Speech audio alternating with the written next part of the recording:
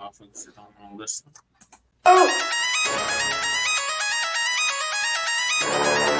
I'm talking about Sheila going crazy. People going crazy in them motherfuckers. Run that shit back, man. But it's nothing. Nothing about a woman on the day.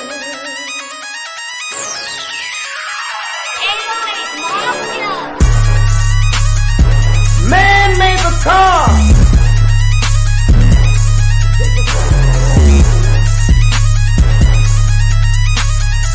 Man made the train to carry the heavy load. Man made the electrolyte to kick us out of the dark. Man made the boat for the water.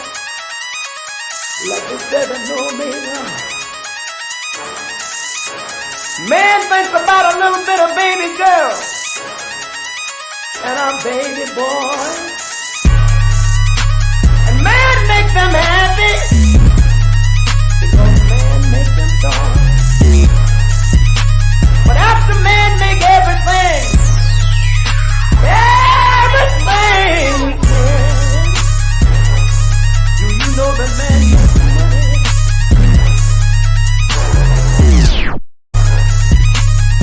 To buy from other men. This is a man's world. But Grand evening to you. Thank y'all for tuning in to another episode of Frontline Black News. I'm your host, Chan Crewman. I'll be going on camera here in about 5 minutes. So on this episode of the Frontline Black News, we'll be discussing several things. This is season 3, episode 37 or 37, part 1 of the Frontline Black News. And we'll be discussing tangibles 2023 to tangibles 2024. We're not letting up on them tangibles, Black family. This is the year and the decade of tangibles. So continue to demand something tangible for your vote going in 2024 all the way up to 2100. Then we got the Hanna Payne verdict in Georgia. Suspected white supremacist. I ain't even suspecting no more. She is a white supremacist. Hanna Payne is now going to be serving life, but with the possibility of parole. I know, Carolyn. I can't fathom her either. She got her due. So she's been sentenced to life with the possibility of parole. I don't know how. She literally killed a black man in broad daylight and tried to cover it up for 4 years. So that Kenneth Walker, I believe is the brother's name. Yeah, chasing down that dude after having an medical emergency. Yep. And then we got 1/5 of black voters reject both Biden and Trump.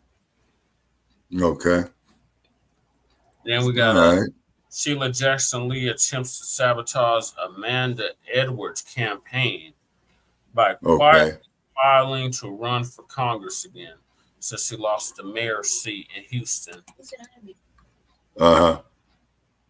Telling the police no, I won't stop following him if it's a traffic accident with no injuries. This is Carolyn Lowe. Yeah, she went against the dispatcher's orders, and now she got to pay for it. Mm-hmm. Yeah.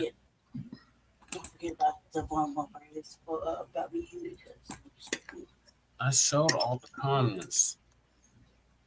We're trying with our West Coast correspondent. Yeah. I'm still trying to get through the list of topics. So now we got Mayor Eric Adams takes on New York City's migrant crisis. No help in sight. Then we got man and viral Alabama Riverfront Brawl, the chairman. Abortion. Right. Then we got states are finding loopholes in the Crown Act. Tried to warn y'all about that Crown Act. Okay, what is the Crown Act? Death orders. The Crown Act is this legislation that these Democrats have been running to basically stop the criminalization and mistreatment of Black people for the way we wear our hair on the workplace. Oh, the Crown Act. Yeah. It's because, in the great state of Texas, is that they had suspended a young man, from wearing his hair a certain way that they don't dig. And then, his parents said, no, don't change it. So he goes back to school, and they suspended him again. Yeah, that's the brother in Texas, the young brother in Texas. We covered that on the last show. Right.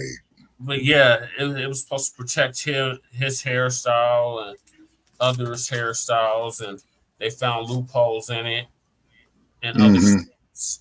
And like I said, it was a nothing burger. It was constantly brought up during the campaign when we asked them specifically what they would do for Black people, and they kept citing the Crown Act, like Leslie Herod. Past time for that. Leave people alone. For real. Yeah, she's got a point on that right there, And then after that, we got Harvard president survives anti-Semitism. Okay. Accusations.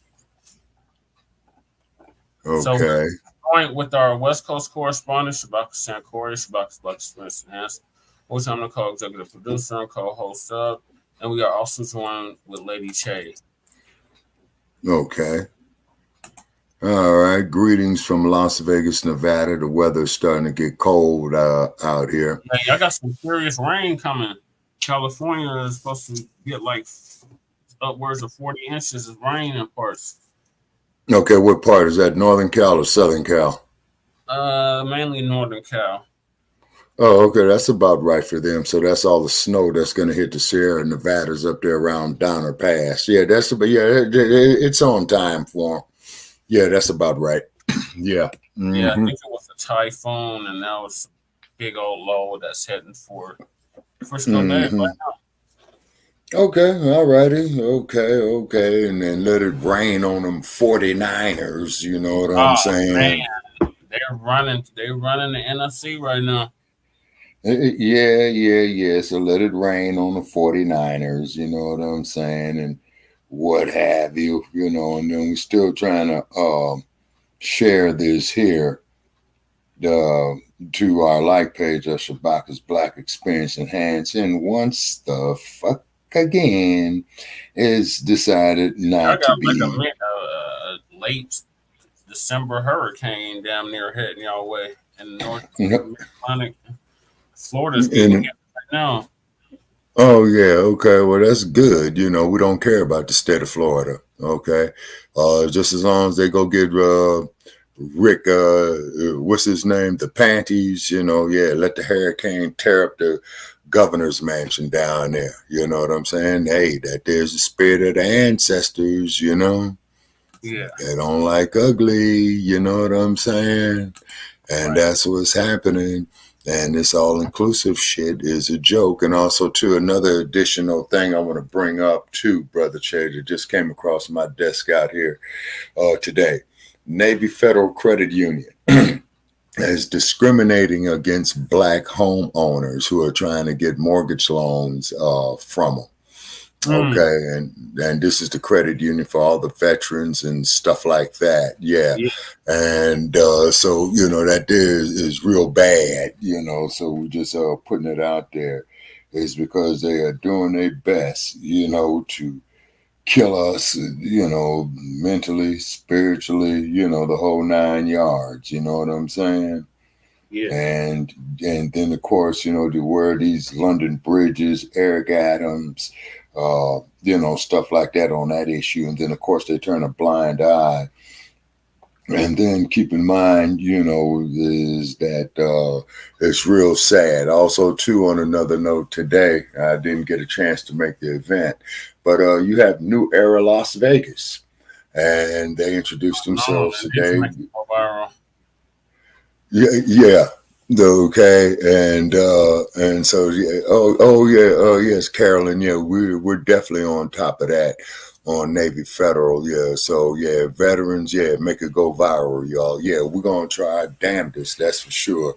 And then also too, New Era Las Vegas, brother Che, is that they was having a toy giveaway, you know, and I didn't think that they would have any of the new eras no further west than Chicago. Okay, it's because we don't have no strongholds out here.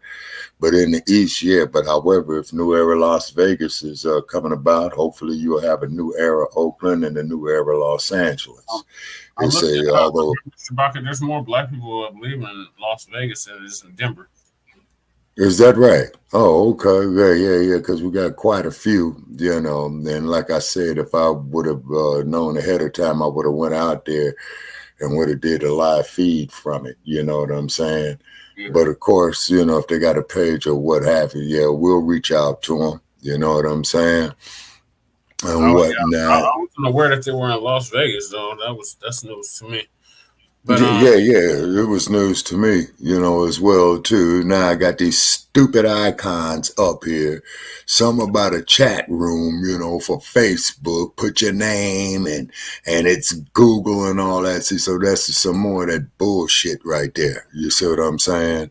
And then I'm trying to share the screen. What are you trying to share? Okay, I'm trying to share the screen that we're doing right now, and I'm trying to share it to the Shabaka's Black Experience Enhanced Like page. Oh, okay. Do you need the link? I don't think so, because I've did it before and it went through when I would hit present.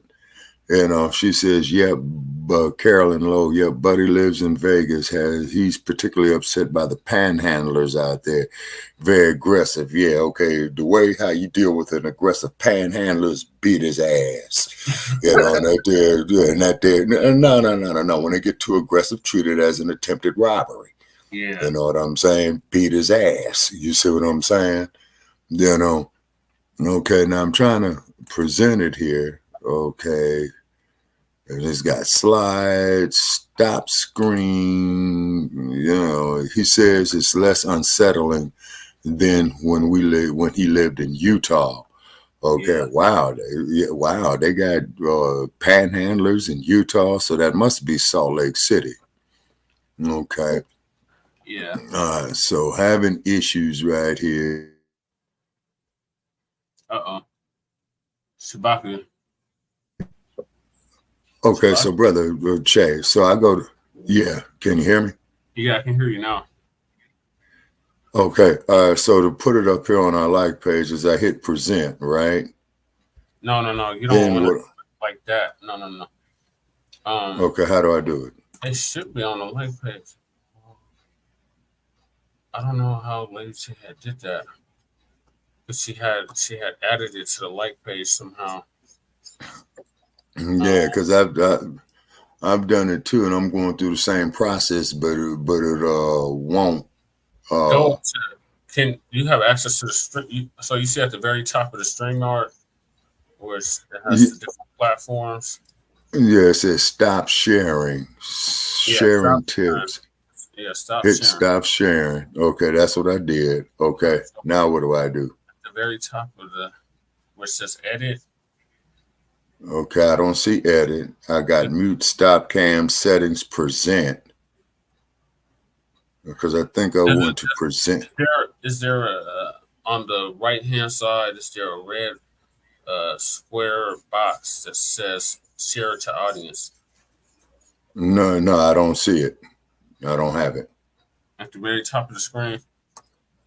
Okay, at the very top of the screen, scrolling to the top. No, I don't see one that says shared audience. No, sir. It's because you don't have a YouTube channel. Okay. Okay, so you got to link a YouTube channel into it as well? On the StreamYard, that's usually how it works. But I don't know how Lady Che had it set up. She had it set up where it would go directly to Experience Enhanced like page. Okay, wait a minute. Okay, I'm redoing it again. Okay, I'm going to share screen. Okay. All right. And select. That's not going to do it. Like. Okay. Oh, wait a minute, brother. Oh, okay. Okay, wait a minute. Okay, wait a minute. I think it did it. or it's in the process of doing it, I think. Okay, it just says we're going live. Yeah, you're gonna have to share the link. Okay. And post it in the status. Okay. Okay. All righty. Now I went to my personal page and it says view tab. Okay. All righty. Okay. Now I'm back at the StreamYard. Okay. Stop screen present. But you want to share live to it, right? Yeah. And I'm seeing slides, video files, stop screen. No, that's not going to do it. No, that's going to do it. Okay. You should be able to see it at the very top where it says the Facebook and the YouTube. Right. Because when I go to present. No, you don't want to go to present. You want to go to where it says the very top where the StreamYard logo is. And all the way across, you should be able to see edit at the very top of the screen. Oh, shit. He kicked himself out. I'm sorry. Our West Coast correspondent is having issues with StreamYard. I got to do a whole tutorial with him. How to run a StreamYard effectively. I need to get this first topic right, man.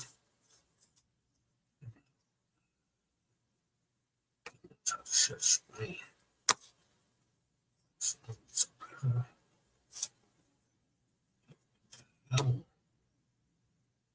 Where is the damn? It's irritating me. I set up like this.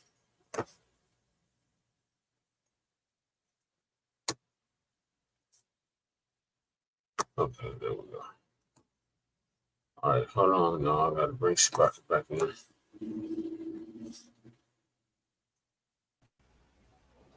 All right. All right, I'm going to go to the first topic, Shabaka, because we don't waste a lot of time trying to get this figured out. So the first topic is tangibles. This is a year and a decade of tangibles. We are demanding something tangible for our vote. So any politician that's seeking your vote demands something tangible for your vote. Right. So definitely. 2019, our good brother by the name of Tariq Nasheed came up with the hashtag tangibles 2020. And in it, he was detailing everything that we, meaning Foundation of Black Americans, descendants of American chattel slavery, freedmen. You got background, Rocket. Okay, I just shut it off. Yeah. Foundation of Black Americans, descendants of American chattel slavery, freedmen. We're going to demand from the two-party system. So, right. Nothing has changed except a year, but everything else. Exactly. So I'm going to read this out like I usually do. So instead of 2020, it's 2024, but everything else is the same. So the 2024 presidential elections are coming up, and foundational Black Americans are going to reject the 50-year-old malign neglect policy that has been implemented by the political system. Malign neglect policy mandates that Black Americans should be ignored and only mentioned in vague and non-specific terms. Right. Lumping foundational Black Americans into groups with minorities, immigrants, people of color, etc., has only hindered the progress of Black Americans as a group while providing tangible benefits for other groups. In this election cycle, meaning the 2024 election cycle, foundational Black Americans or Black Americans are going to insist that our needs are specifically met by politicians who are seeking our vote. Foundational Black Americans want tangible benefits specifically for us. We do not want secondary benefits that are provided for every group. Every group has not been systematically marginalized in this franchise. In every area of society is foundational Black Americans. Right. So we refuse to be lumped in with groups often assisting the exploitation and disenfranchisement of Black Americans. So Right. politicians must offer tangibles, specifically the foundation of Black Americans, or we simply will not vote for them. Be sure to spread Exactly. this message far and wide on social media using the hashtag Tangibles2020. And since it's 2023, down the last month of 2023, it's Tangibles 2023. And next year, Right. when the next presidential election is, it's Tangibles 2024. All the way up to 2100, Black family. Mm-hmm. Something tangible for your vote. So we've been doing that exactly, spreading this message far and wide for the past 3 going on 4 years, and we're not letting up. Your thoughts on tangibles, Shabaka? No, sir. Not in the least. You see, you got to keep that there going. You got to keep it up there in that face. You see, and then just like that fool we had this morning who's come up there, oh no, well, man, that was so long ago. No. Those who forget the past, you see what I'm saying? We'll repeat it. Thank you. Yeah, that's it right there. You see, that's the concept of Sankofa right there. Now, what it is that when we talk about what happened to us, you see, they want to sweep it up under the rug. You see what I'm saying? They want us to be ignorant about it and thus in turn be ignorant of ourselves. You see what I'm saying? And the reason why they want us to be ignorant of ourselves because they're in fear of retaliation, just straight out. You see? Yep, retribution. That's exactly what it is. You see what I mean? And then you guys shouldn't feel that way. Okay, and we did post it up here too. Shabaka's Black Experience Enhanced the Like. Oh, you got it up there? Okay. Yes, sir. Okay, and if you see up there, you can go to the like page yourself if your computer will allow it to see if it's up there, but I think we are. I can see it. I can see it. Okay, and then here we go with spam and stuff like that coming in over this damn cell phone. And then for those of got a Facebook friend who's sharing a video, Black Panthers 1968. It is in color. You know what I'm saying? And yeah. Okay, we're getting back to the tangibles, Shabaka. Yes, sir. And another thing on tangibles too, Brother Press, we want is a database for our history as told by ourselves. Oh, okay. Yeah, just say, so we don't want this muddied down, watered down garbage, you know what I'm saying, with this all-inclusive shit, you say, because they water down, the severity of our history and of the brutalization. And then I hope you got a special note in there for the Navy Federal Credit Union, that's... no, I wasn't able to add all that, Shabaka. I mean... okay. Yeah, okay, so just about it briefly in the beginning. Okay, so just make a footnote that we'll go more in depth into it as the story unfolds, because I'm in the process of getting some more data we'll on it. Discuss it further on part 2. Okay, all righty. Okay, and then of course a shout out. Shout out to Liberated New Money. Era. New Era. Oh yeah. New Era Detroit.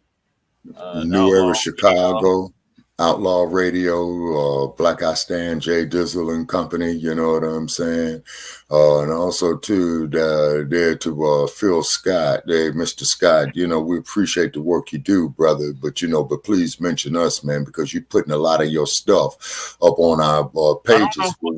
Again, Shabaka, I don't know who keeps doing that because we're the only admins, unless there's other admins that's approving that stuff. Okay, all right. So what it is, though, Brother Chaser, what you and I are going to have to do one day when we both got some time, and we're going to have to go through it with a fine-tooth comb, is because you got a lot of this artificial intelligence that's out here, too, that's getting way, way out of hand. You know what I mean? So, like I said, we don't mind people, posting there, but hey, but just reciprocate with us as well too. You see what I'm saying? And particularly, these content creators, and then also too, Shabaka's Black Shout out to Experience. my boy Jay Millie. I'm surprised he's not tuning in right now, but he shouted us Oh out yeah. last night on his show, Shabaka's Black Experience Enhanced and Frontline Oh, Black. okay. Well, by all means, we'll reciprocate. You know what I'm saying? Most definitely. And then also, too, one of our viewers out of the Detroit area, she had made the statement that we probably need to move over to melanatedpeople.net. Now, the thing is about melanated. What Yeah. Melanated people.net. We'll shout them out is because I have an inactive account with them, and I have to go on there. Yeah, and so we just want to check out, what they're doing and what have you. But what it is, though, Brother Che, not getting off topic, is that we got to get, some sponsorship, for us on here. You see, that's what we need is some Black sponsorship on here. You see what I mean? It's because, you got certain factors that's controlling this. You see, and then we're speaking against the popular version of the truth. So, oh yeah, absolutely, yeah. House goes with all the money, and right? Left in the code. But, exactly. And we will continue to need our do damn so. Tangibles. This is exactly why we need our goddamn reparations. $100 trillion. Exactly. Past, present, and future atrocities that have been brought against our people and continue to be brought against our people. See, they don't want to give us the money, not because they think we're going to blow it. They don't want to give us the money because they don't want us to be self-sufficient. They don't want us to be able to do exactly. That is precisely what it is, you see. And so then, like when you get these cop malas, you know what I'm saying? Who saying, and they don't share the same lineage as us. So later for all of you tethers, y'all got to go. You raccoons, you Sambos, you got to go. Yeah. Everybody, in other words, anybody that's standing in the way of our progress got to go. Yes, sir, without a doubt. And we're going to continue to demand something tangible for our vote. So if that means the two-party system collapses, so be it. We don't give a damn. This ain't never been exactly for us. So you're not going to be able to fear-monger us talking about, we need to save democracy. This has never been a democracy for us. Exactly. Nothing about that in this country. Because our issues are not voiced nor looked at, addressed, put on the back burner, and everybody else gets priority over us. So them days are over. See, and prioritize your faith, you Democrats. Yeah. Or you don't get our vote. And we're prepared to sit it out for several election cycles. So this is the beginning. So y'all must that's upset about us talking about we're gonna set it out or vote third party. Well, y'all can keep getting upset because y'all not gonna be able to fearmonger us like you did in 2020. So many of our people got bamboozled and hoodwinked because they got fearmongering. Oh, we just can't have 4 more years of Trump. And when you honestly look at it, the dump as in human shit, and we want to make that and we want to absolutely, and we want to make that perfectly clear. He didn't pass any policies that directly harmed Black people in America. Okay, right. Yeah. But you know who did? You know who did? Who is that? Sleepy Jim Crow Biden. Oh, absolutely, man. Yeah, without a doubt, man. You know what I'm saying? Yeah, definitely, without a doubt. And then that's what we have with the tangible. So cut the goddamn check, or otherwise sit it out or vote third party. Yeah, exactly. I would say go vote third parties because you have to build up a momentum. Okay, now I might not see the third parties. The third parties got to get on code.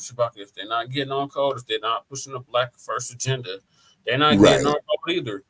More people in the Black community must become electors in the process to fight back against. Yeah, that redistricting. Oh my God! Don't get me started on that redistricting. We had a redistricting here in Denver last year. We had a whole meeting at Manual High School, which is in the heart of the east side of Denver, Colorado. And these bugs, they had like 6 or 7 different maps, and they went with the map that they had proposed to us, which is map 4. And the community was like, no, we don't want map 4. We want map G or whatever. They went with map D that they had originally intended to go with. And we got whole redistricting that diluted the black vote in Denver. And Right. voting third party, you are voting for those in office. That's what we keep hearing.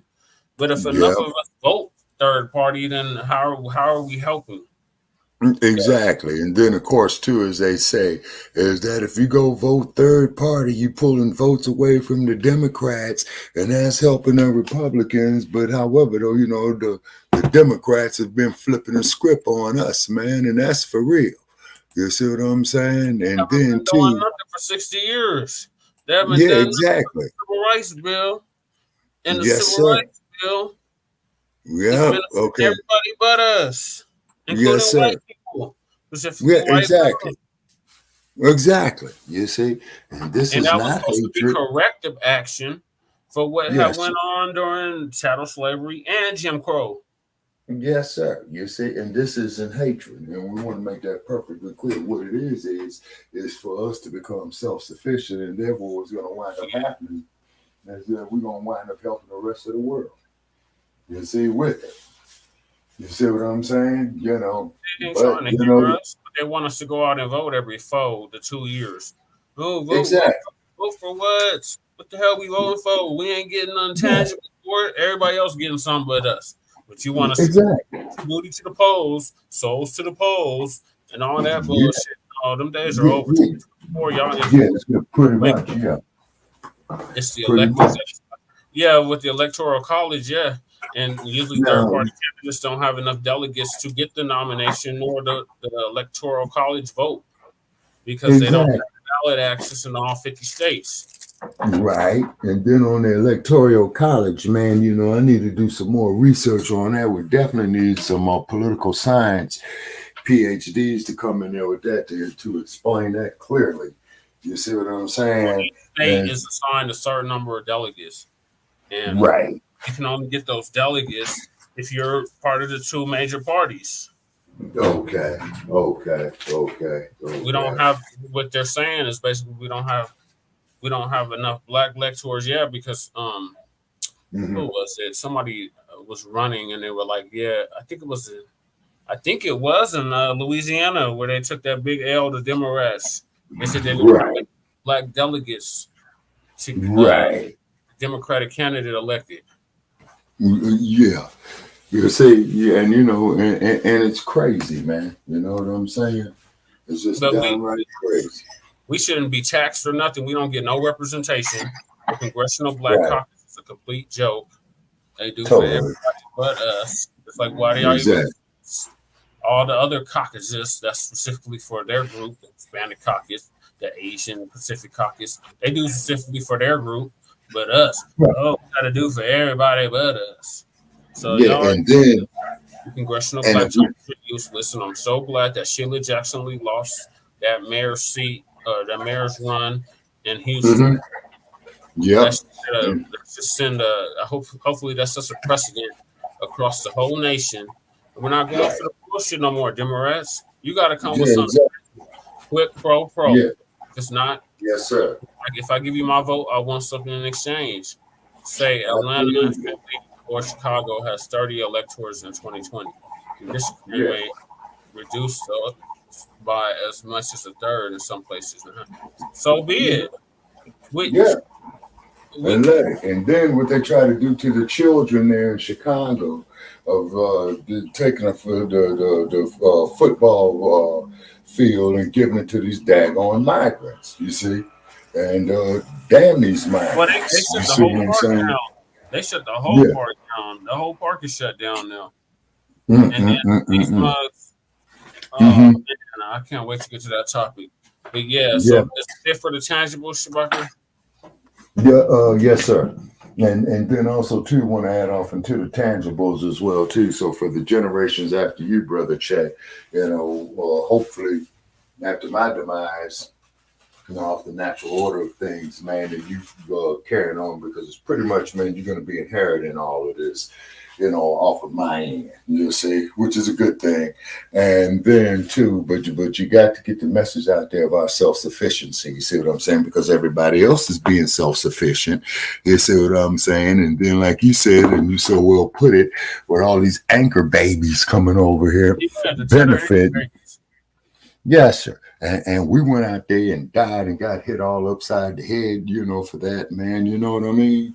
Mm-hmm. And we was just supposed to sit up there and skin. Because we thought we had reinforcements, Shabaka. Exactly. And come to find out, these mugs are tethers. Majority of them allowed through U.S. Customs into this country are tethers. They vetted at Customs, and that's what they allow. They don't allow the Tommy Torres in here. They don't allow the Marcus Gardens in here. They don't allow the Thomas Son Cores in here. They allow the coons and the bootlickers from the Mama Land. Yeah, exactly. And then also too, and this is why you got to get rid. Big time. They definitely did. I think that was just a trial run. Mm-hmm. That was just a trial run to see how many people go for that shit. Yeah, and that's neo-colonialism. You see what I'm saying? Yeah, it's authoritarianism. This is not a democracy. This is authoritarianism. They don't do nothing what people want them to do. They just do whatever they want to do, but they want to keep saying this is a democracy, and we need to and maintain democracy. This is a bunch of hypocrisy. But moving right along. Yes, sir. So we had covered in our first season the Hanna Payne case. Mm-hmm. The white girl that tracked down the brother that accidentally hit her while driving and killed him, and then lied and said that he pulled the trigger himself.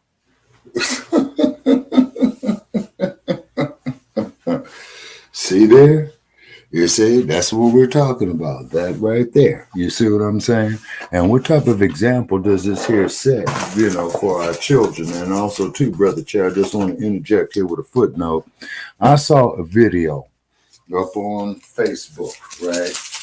Okay, and me and a good friend of mine had a conversation about this one in the last couple of days, where a young black woman is up there twerking. And then a white guy comes up behind her, if you know what I mean, while she's twerking. So her son, like 6 or 7 years old, he was highly upset about that. And got the white dude up off of his mama. You see what I'm saying? Now, that's another thing. With this ratchetness that is going on. And like I said, and any of you people out there in Hollywood, hey, you're welcome to call into Shabaka's Black Experience Enhanced. It's because, see, there's that old saying, all money ain't good money. What do these fools say? Oh, well, man, he's making money, he's making money, but all money ain't good money. Right. Mm-hmm. So, our good sister Lisa Cabrera gonna break it all down for us. Okay, and I see we got Brother Phil there with us, and also too, Brother Phil, if you're hearing us, man, we don't mind you coming up here, brother, but please mention us, man. You know what I'm saying? And by the way, that's a nice suit jacket he got on there today. Yes, sir. Mm-hmm. Sorry, I'm on a whole different platform, so I gotta deal with these dumbass ads. Okay, yeah, and they're hitting you with spam, I see, yeah. Going back to the championship. Mm-hmm. And Lakers and Warriors is looking fair so far. On all charges. Let me. Yay. So Hanna Payne, Hanna Payne found guilty on all counts. So she received life without the possibility of parole. Okay, after 7 years. Possibility of parole, but so she got to serve about 80% of her sentence. Okay. So she's gonna, if she does come out of prison, she will be an old woman when she does. Right. And then also, too, being an old woman, there was a LAPD police officer, a woman, that's up for parole in LA, where she had killed a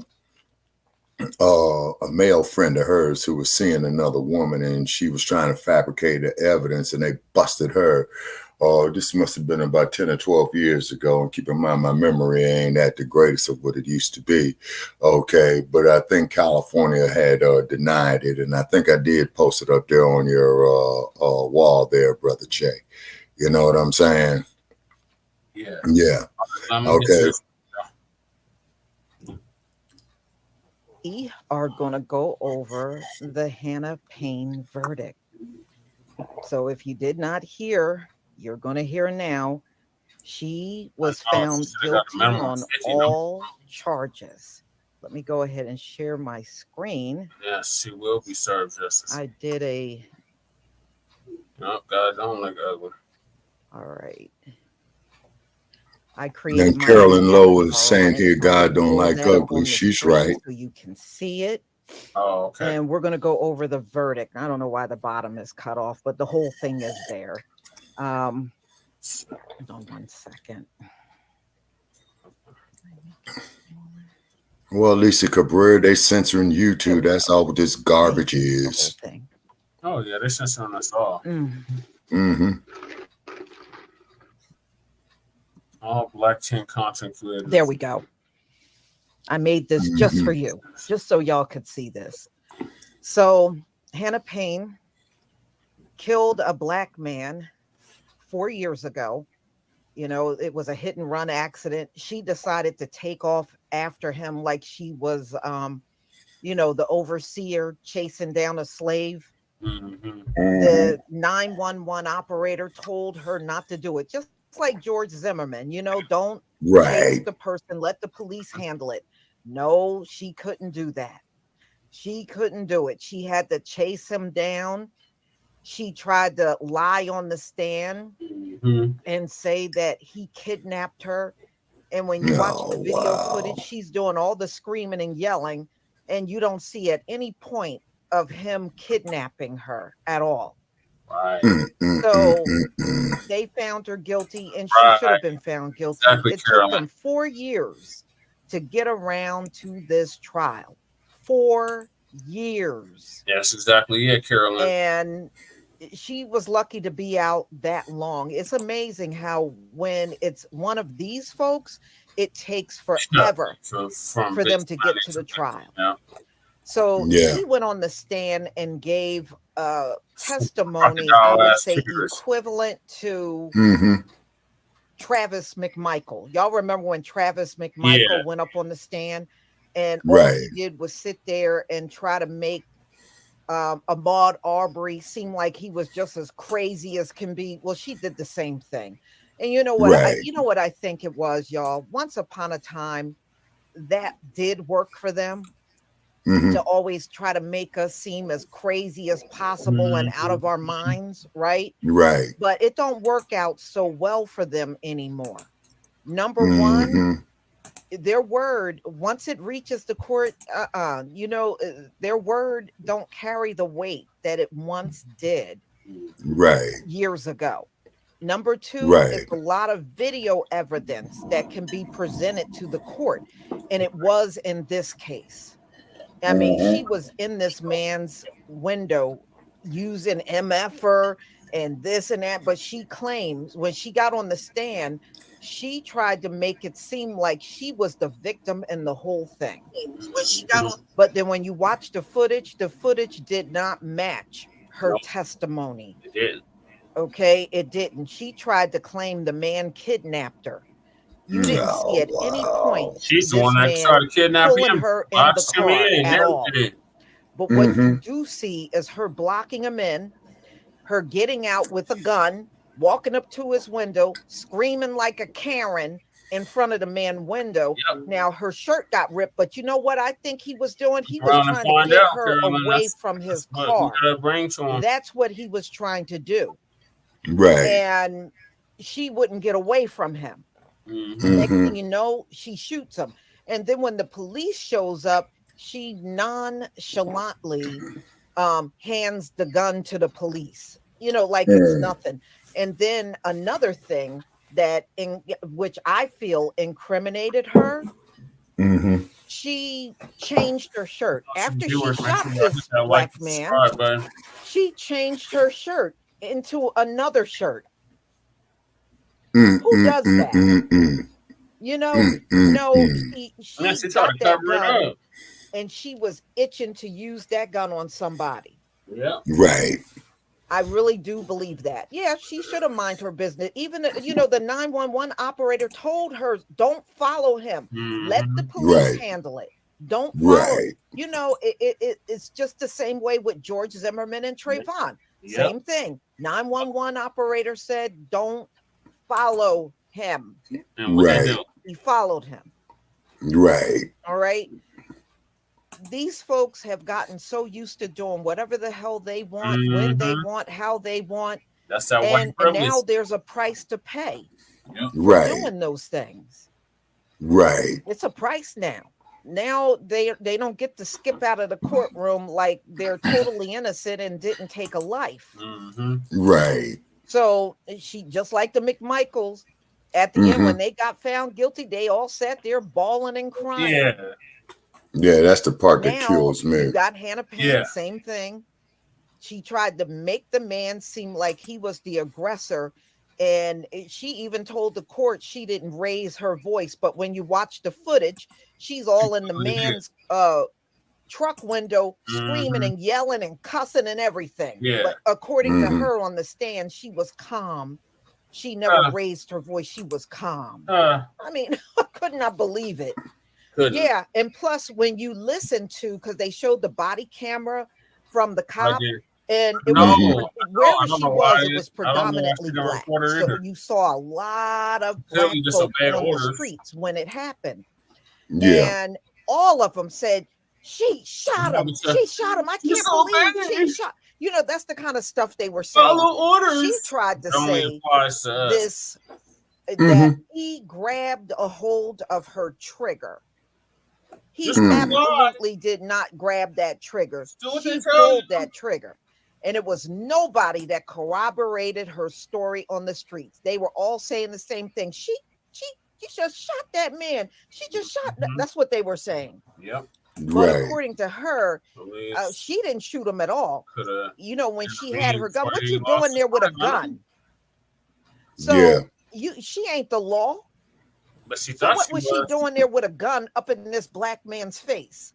But according to her, he grabbed a hold of the trigger and shot himself. That don't make Does no this even sense. sound believable? No.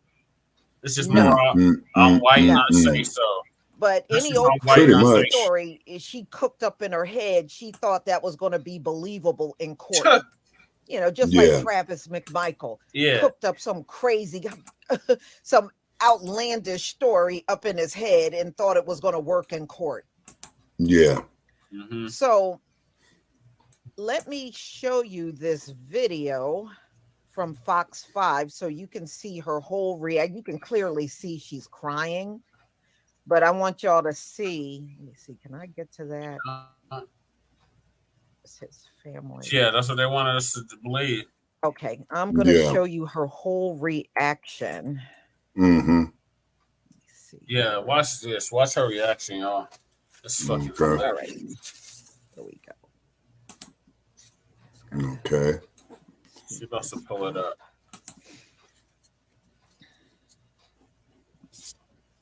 Her fucking reaction. That shit is priceless. Okay.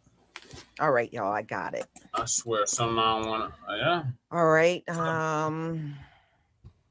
Let me stop sharing this because I'm going to show you the video. The 911 operator told her to leave Thank you, him dark alone. skin brother, for the super chat. Don't follow him. Leave him alone. All right. So let me. Yep. Come on, Lisa. Pull it up. There we go.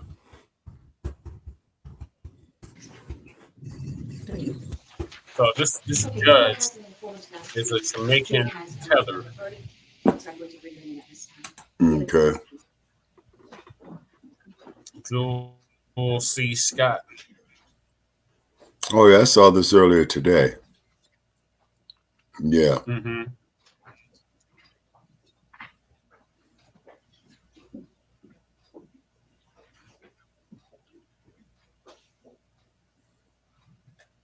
Can I about to read the verdict? Yeah. The judge is going to read the verdict. Mm-hmm. I saw this earlier today, but I'm not going to say nothing. Just check it out. Okay.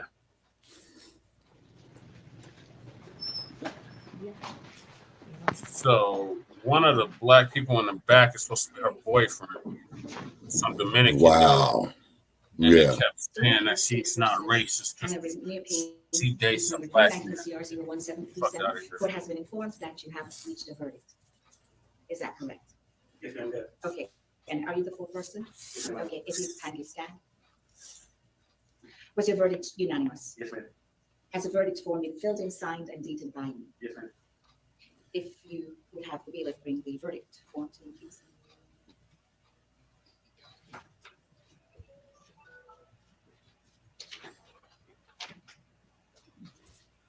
Let's see what you heard.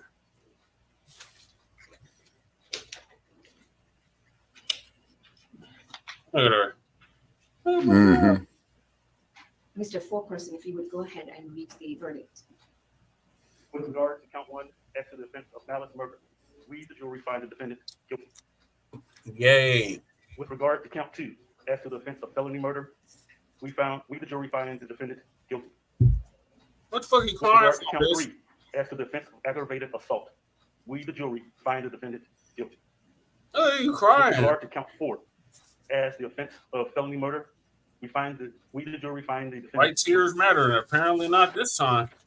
With regard to count 5, as the offense of false imprisonment, we, the jury, find the defendant guilty.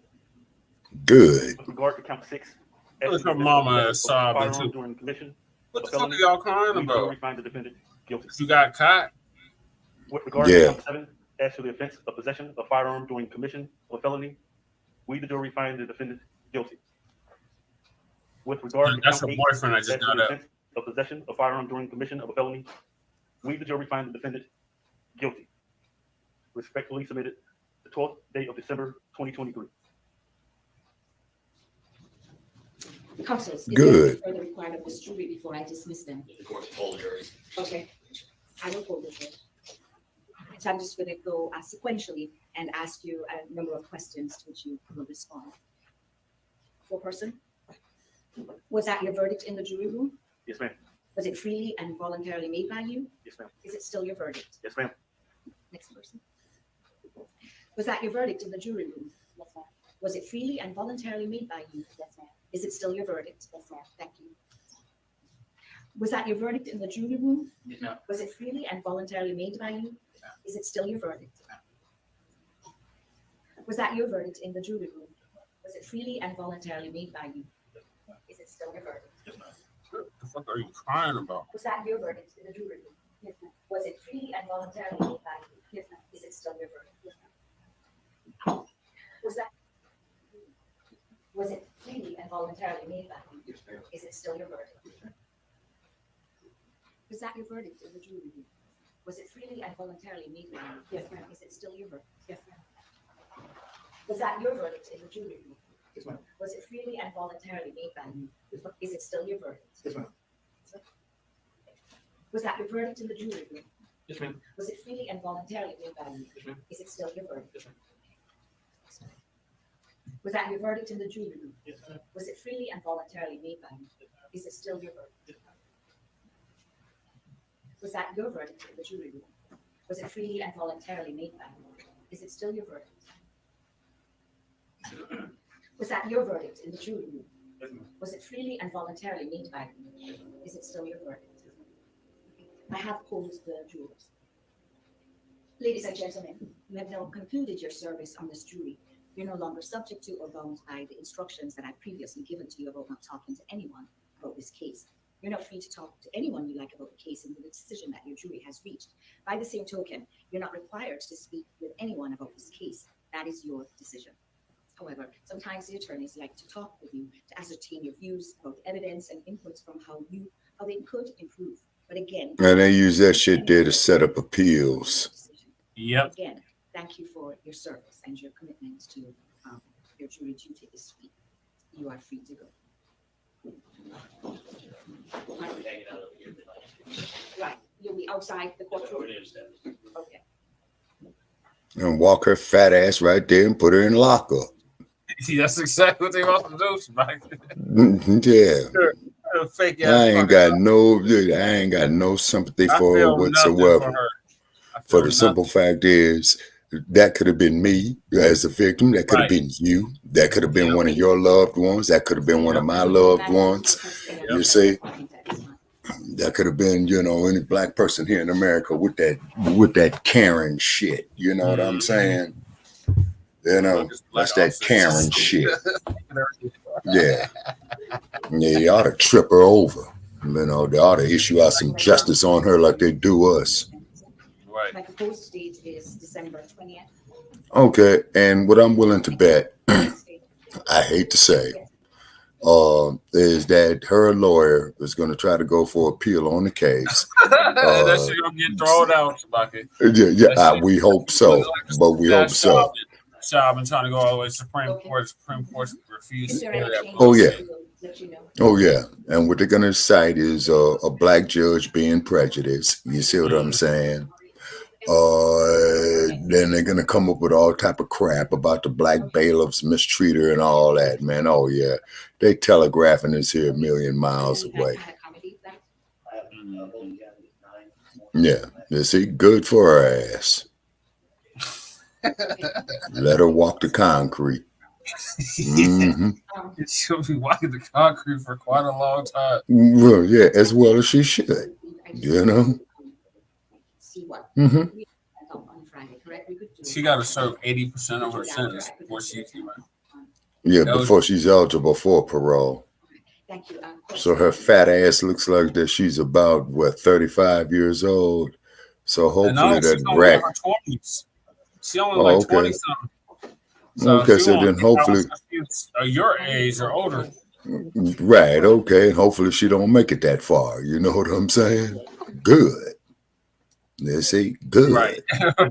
Right. Okay. And then the cold part about it is, I did not feel sorry for her. Hold on, at least you're gonna give us a rundown. She could have left well enough alone and let the cops handle whatever happened. If he did hit someone and continued to drive away, that should not be a death sentence. Right. At all. So there is no justifying what she did. It was not justifiable in any kind of way. So trust me, if this was a white man, she would never have chased him down like that with a gun. So you mean to tell me they don't do hit and runs? Hell yeah, they do. They do all the time. Look at Los Angeles. This man, you don't know what kind of distress he was in. Right. You know, he was up in his years, and I did hear, you know, earlier, you know, when this first happened, you know, he was diabetic. And sometimes, you know, you don't know. It could have been a medical emergency. He could have been driving himself to the hospital. She don't know what's going on. She took matters into her own hands when it was not her right to do so.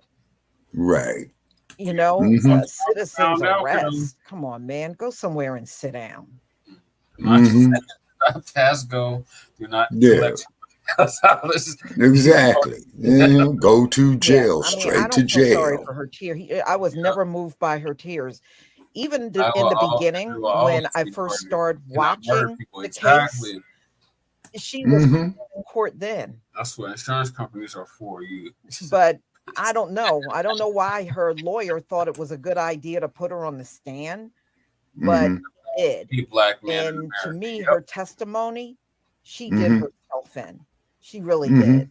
When I was looking at the comment section, I was over on Law and Order Network. I was over there, and nobody, when you looked in the chat, nobody believed her testimony.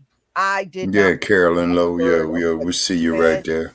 No one in the chat. Everybody was saying, put her butt behind bars, put her in jail, put her in jail. I mean, nobody believed her wild testimony. No one. Oh, yeah. Yeah. So who was there? Her parents, and you can see her mother was crying. Her father was the one with the long hair and the long kind of beard. That was her father. And then if you look behind them, was her boyfriend. Yeah. Yeah, that thing had a boyfriend. Her boyfriend, and I think it was some of his family members Oh God. that was sitting behind her family. Right. So Mm-hmm. on Friday, we will find out how many years she will get behind bars.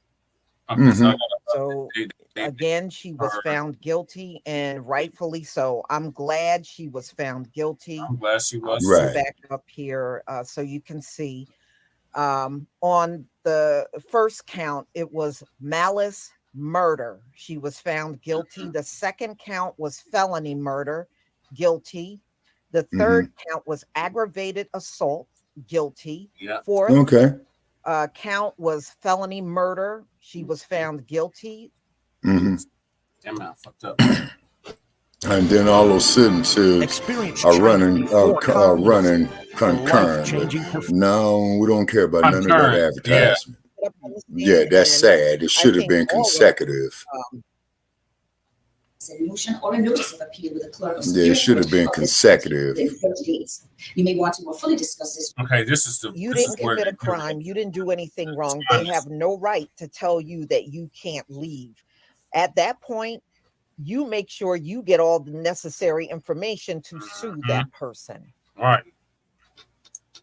Nobody can illegally detain you. Yeah, I don't care if they say, I'm going to get your license plate. Well, go get the license plate. If you didn't commit a crime, what are they going to do with your license plate? Right. Man, get out of here. Yep. Well, now it cost her everything. Yep. She can't get up and live life like she did. And you know what? As far as I'm concerned, she still had it good. She had it good because she was out for 4 straight years after she killed that man, Kenneth Herring. Yeah. So who gets to stay out for 4 years after murdering somebody? Privilege. Well, like Sidney Poitier said in the movie In the Heat of the Night in 1967, you got 2 types of time in prison. You got colored time and you got white time. So she's doing white time. And as of course, you know that colored time is the worst time to do. Trust me, if they would have got up on that stand and started that forgive stuff, oh my God, I would have. There would not be a live stream going on right now. I am not kidding you. I would not have done this live stream. Yeah, well, look at the sickness from 1992, you know, over 30 years ago that happened in Los Angeles. Yeah, you see, and the shit is getting out of hand. You see what I'm saying? Because every time. I mean, Byron, I would not have done it, but, you know, with my circumstances, a little different because I'm a YouTube creator. I think if I was just kind of like a spectator or just subscribe and I wasn't doing videos, I probably wouldn't worry about that either. Well, Lisa Caprera, you need to get with us so we could be YouTube creators as well, too. Shalom. Yeah, we don't mind sharing your material, ma'am, but please mention us. Oh, she does. So, oh, okay. Has heard arguments of defense and the state, has listened to the witnesses today. And after considering all of those things, the court will impose sentence as follows. Please stand, Ms. Payne. Here we go. Here's the time she got. Malice murder. The court will impose a sentence of life with a possibility of parole. Why? With respect to count 2, felony murder, possibility that will of merge into parole? count 1 and is dismissed as a matter of law.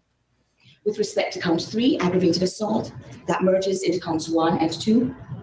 With respect to count 4, felony murder, that merges into count 1 and it is dismissed as a matter of law.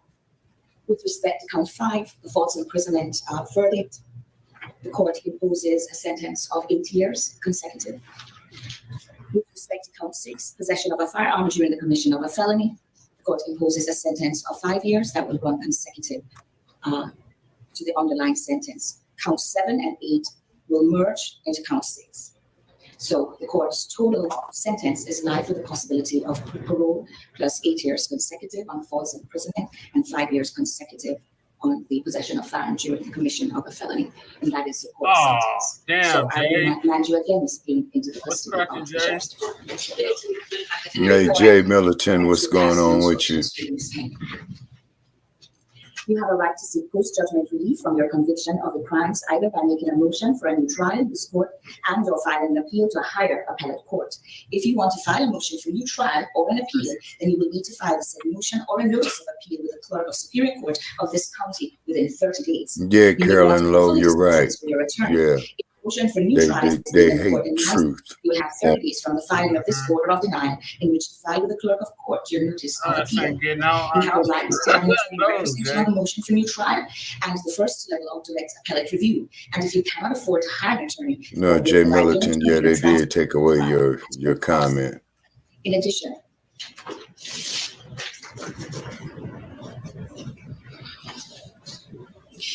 usually you have a Yeah, okay, Jay Militant says her ass ain't getting out. Yeah.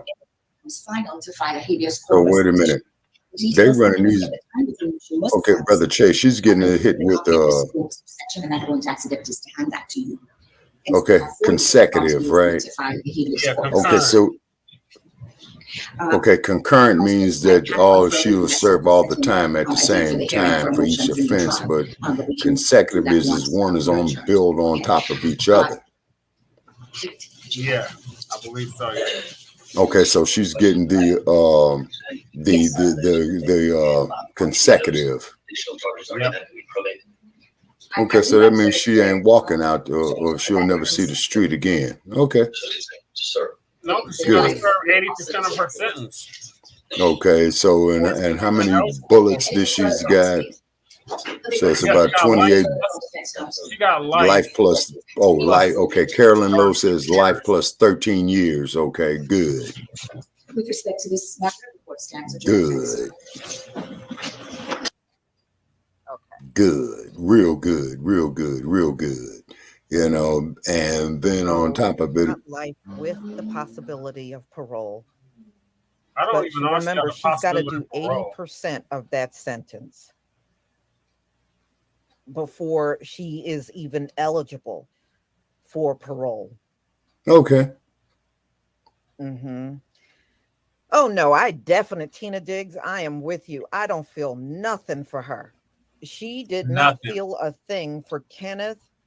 Not a damn thing. When she walked up to his car window and shot him, and then she lied about the entire thing. Mm-hmm. That's why everything unraveled on her so quickly. And they only took 2 hours to reach a verdict because nothing she said matched the videos from the body cam. And also there were video cams outside.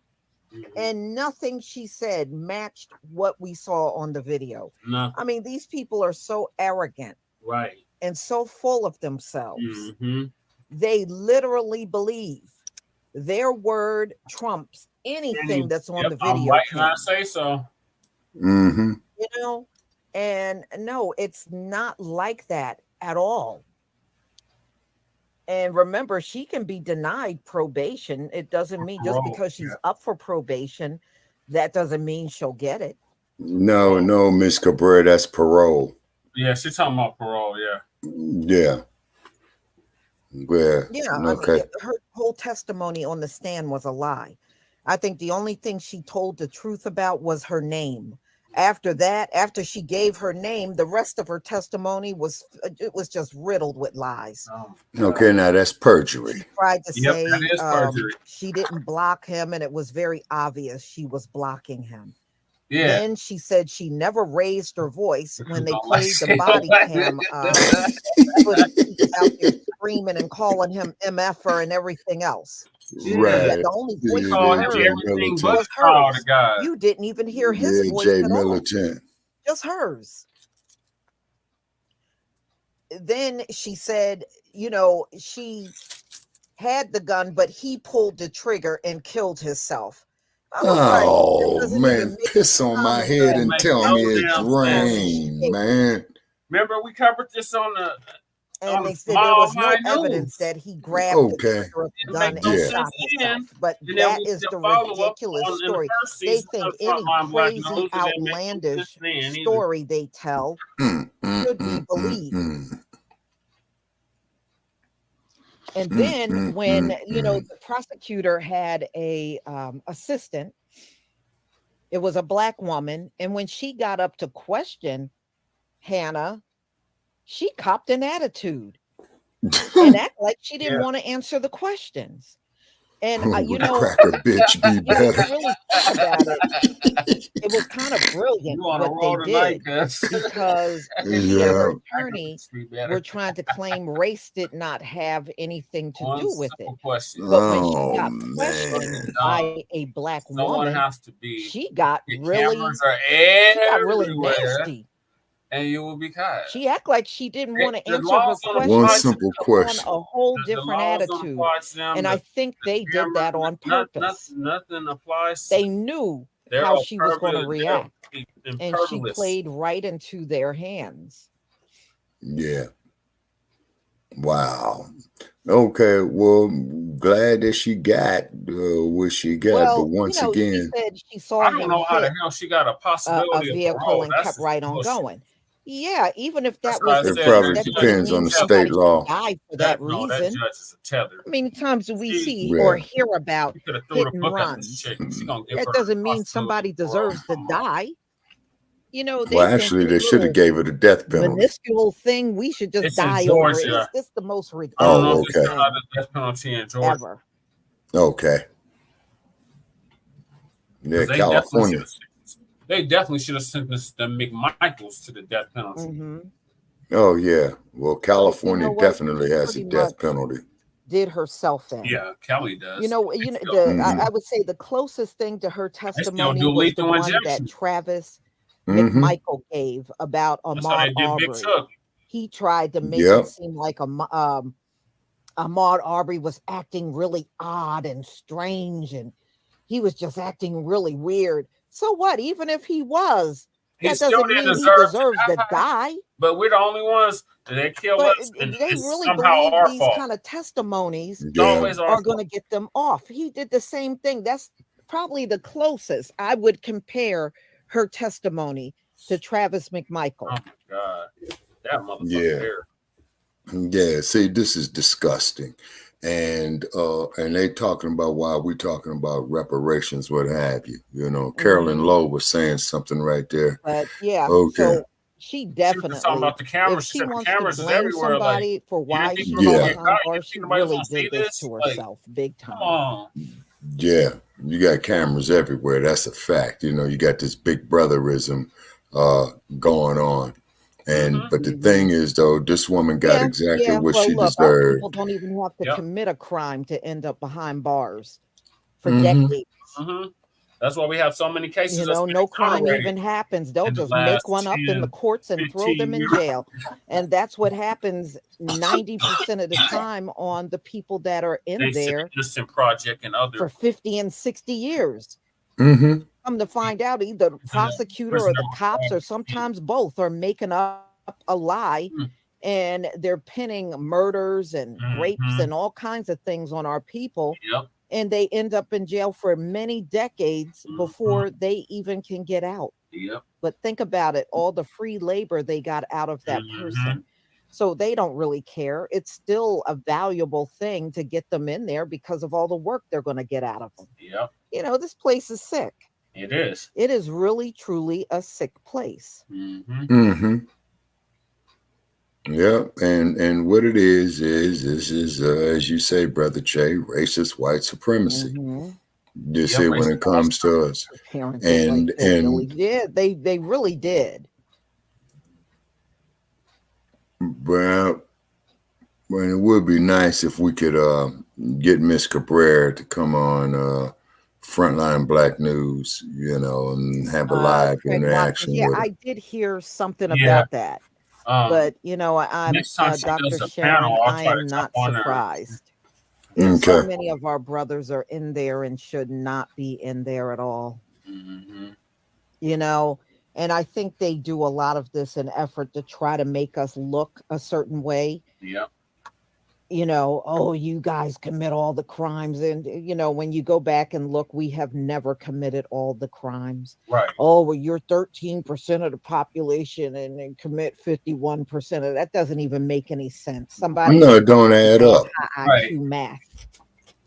It don't add up. particularly in But I think California. they do it to also make us look a certain way. They don't care if it's all a lie Exactly. or it's all fabricated. They could care less, just as White long as lives we matter. look bad to the Mm-hmm. entire planet. Right. They look at us something like we're disposable. You know That's what I'm exactly. saying? That's exactly And how they that's look at really it. all that's really the only premise for their media. Yeah. The media is just there to make us look as bad as possible. Mm-hmm. And And who this is watches why we their say media fuck these Hollywood. days? I mean, That's if why it's they're not the a propaganda specific arm thing of I want to racist see, I white don't even supremacy. watch them. And when it comes Facts. down to wars, I won't even watch American media at It's all so because it's biased. just way too biased. Right. I'll just go to the There's foreign more whites. sites and Exactly. check out what I want to Exactly, look Jay at, and Millie. then I just keep There's it more moving. whites and Arabs on welfare than we are. It's always been like But that. look, Anna is behind Yeah. bars. And She Jay is Militant is right honorable as about that. hell, and I'm happy about that. No, Yeah. I'm very happy. And then been like that. and, And they yeah, stole, and then they stole a lot of Now that from the Black she Panthers. better hope there's no yeah, immigrants exactly. there that will start Yeah. targeting her, just like Derek Chauvin.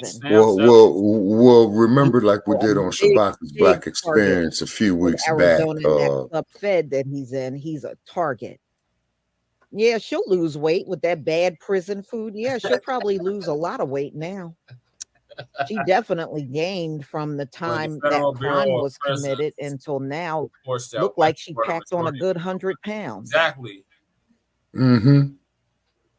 Yeah, okay. Now, Carolyn Lowe, she says when Federal Bureau of And did Prisons you try reports to? that white Oh, people are the and here was a majority good of one. people in prison One of her and on friends, benefits, when I guess Federal Bureau like of a Prisons family reports that friend, white people are the got on majority the of stand people and in tried prison. to insist that Hanna was not a racist because But somehow she we're had committing a 1% black crime. boyfriend when she was in school. I was like, why do y'all think they always believe telling you they got a black wife, Oh my God, a black husband, a black boyfriend, a black girlfriend, that this vindicates them from racism, when historically it really proves that it doesn't.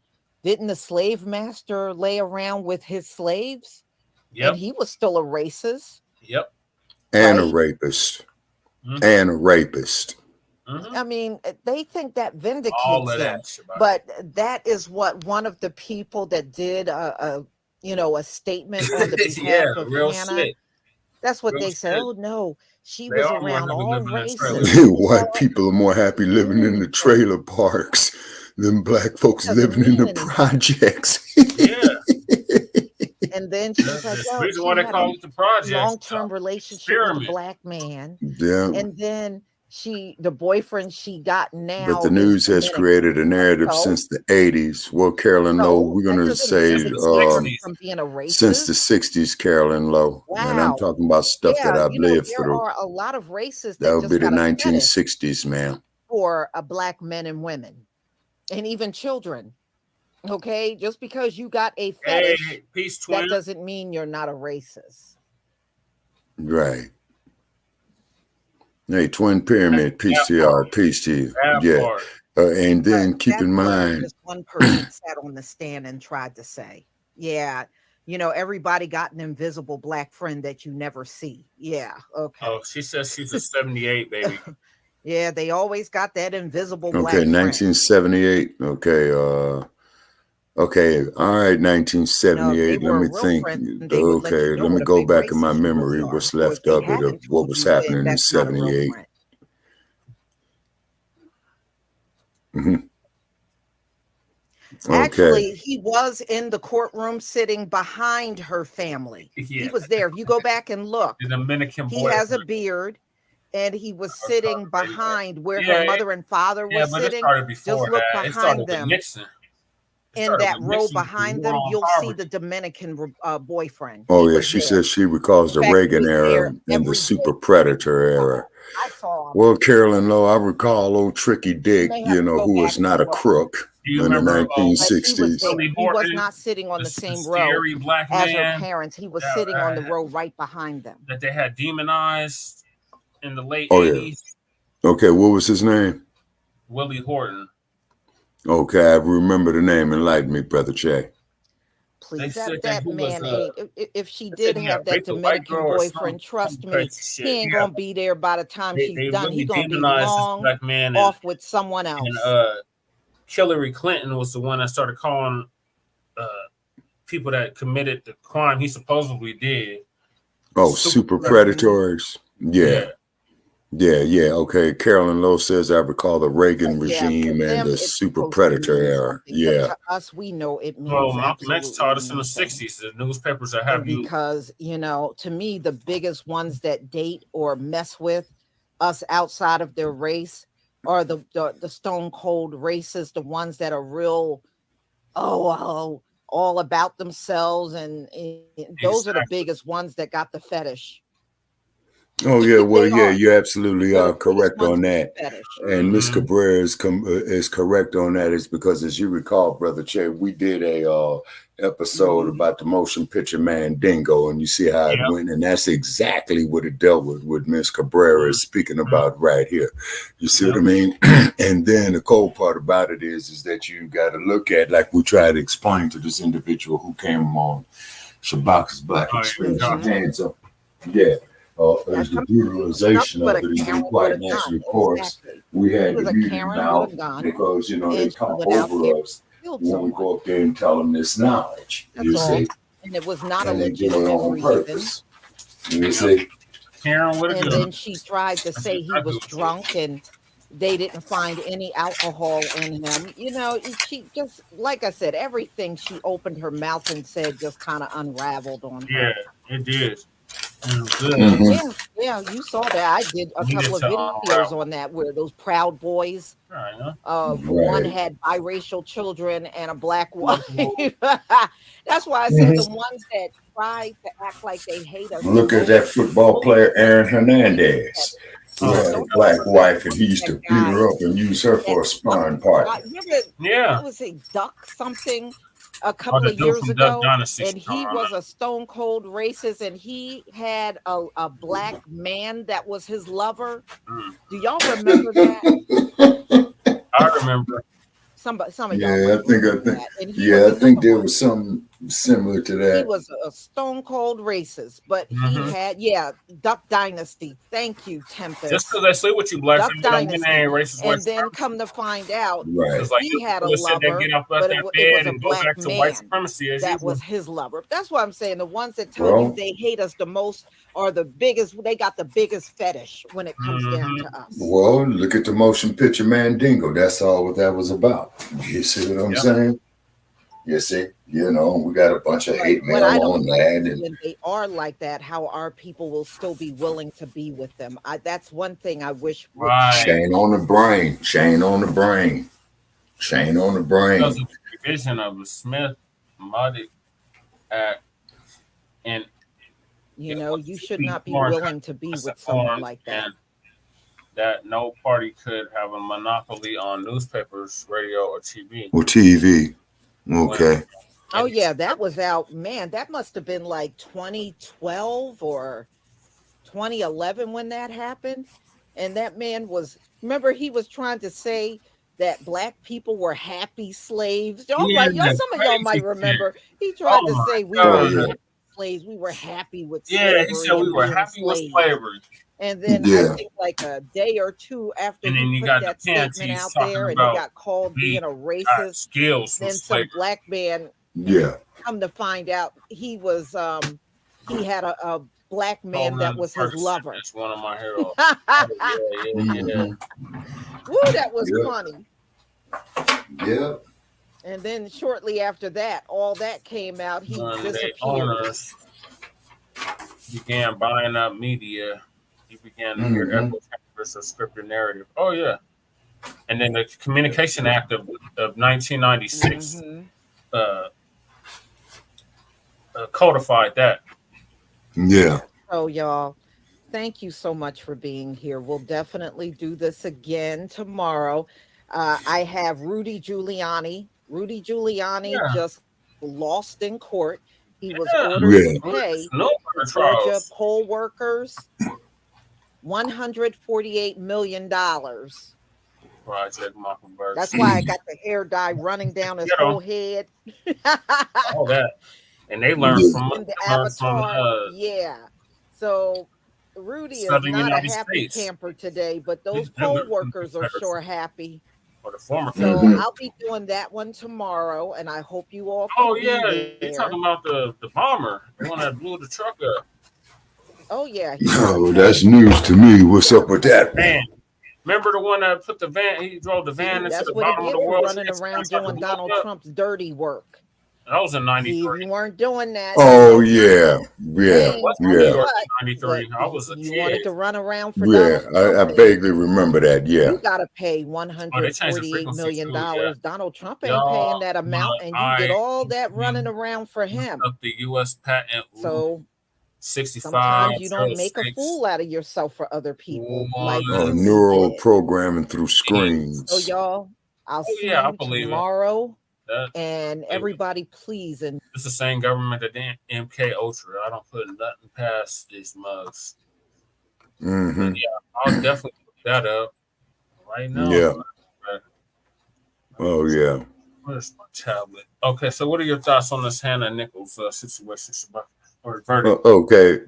The verdict was just okay. She's serving it consecutively, meaning is that they piling all the years up on there, so she has to do 80% of the time.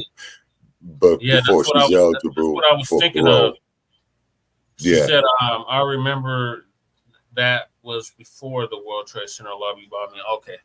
No, she's right. Carolyn Lowe is right on that. Okay, I do remember that they tried to they had a bomb go off at the base of it, that it didn't do no effect to it. That was in 1993, shortly after the rebellion in Los Angeles in 1992. Yeah, okay, I think Jay Milley was referencing something else that had happened that same year on a New York City subway, or in a New York City subway. Okay, all righty. Okay, I'm gonna have to ask her, if she can, post some preliminary data on it. So if I can recall what's left of my memory. Not her, him, Jay Milley. He wanted to know if we had heard about Colin Ferguson. Colin Ferguson. Yeah, he's the dude, man, that went up there and did a mass shooting on the New York's subway system. Yeah, he said he was one of his heroes. Yeah. Oh, yeah. Okay. It's because just like what Dr. Newton was saying in his writings, you got reactionary suicide and you got revolutionary suicide. Now, did Colin Ferguson commit revolutionary suicide? And what I mean by suicide, not so much of him being physically dead, but but sacrificing the rest of his life. You see what I mean?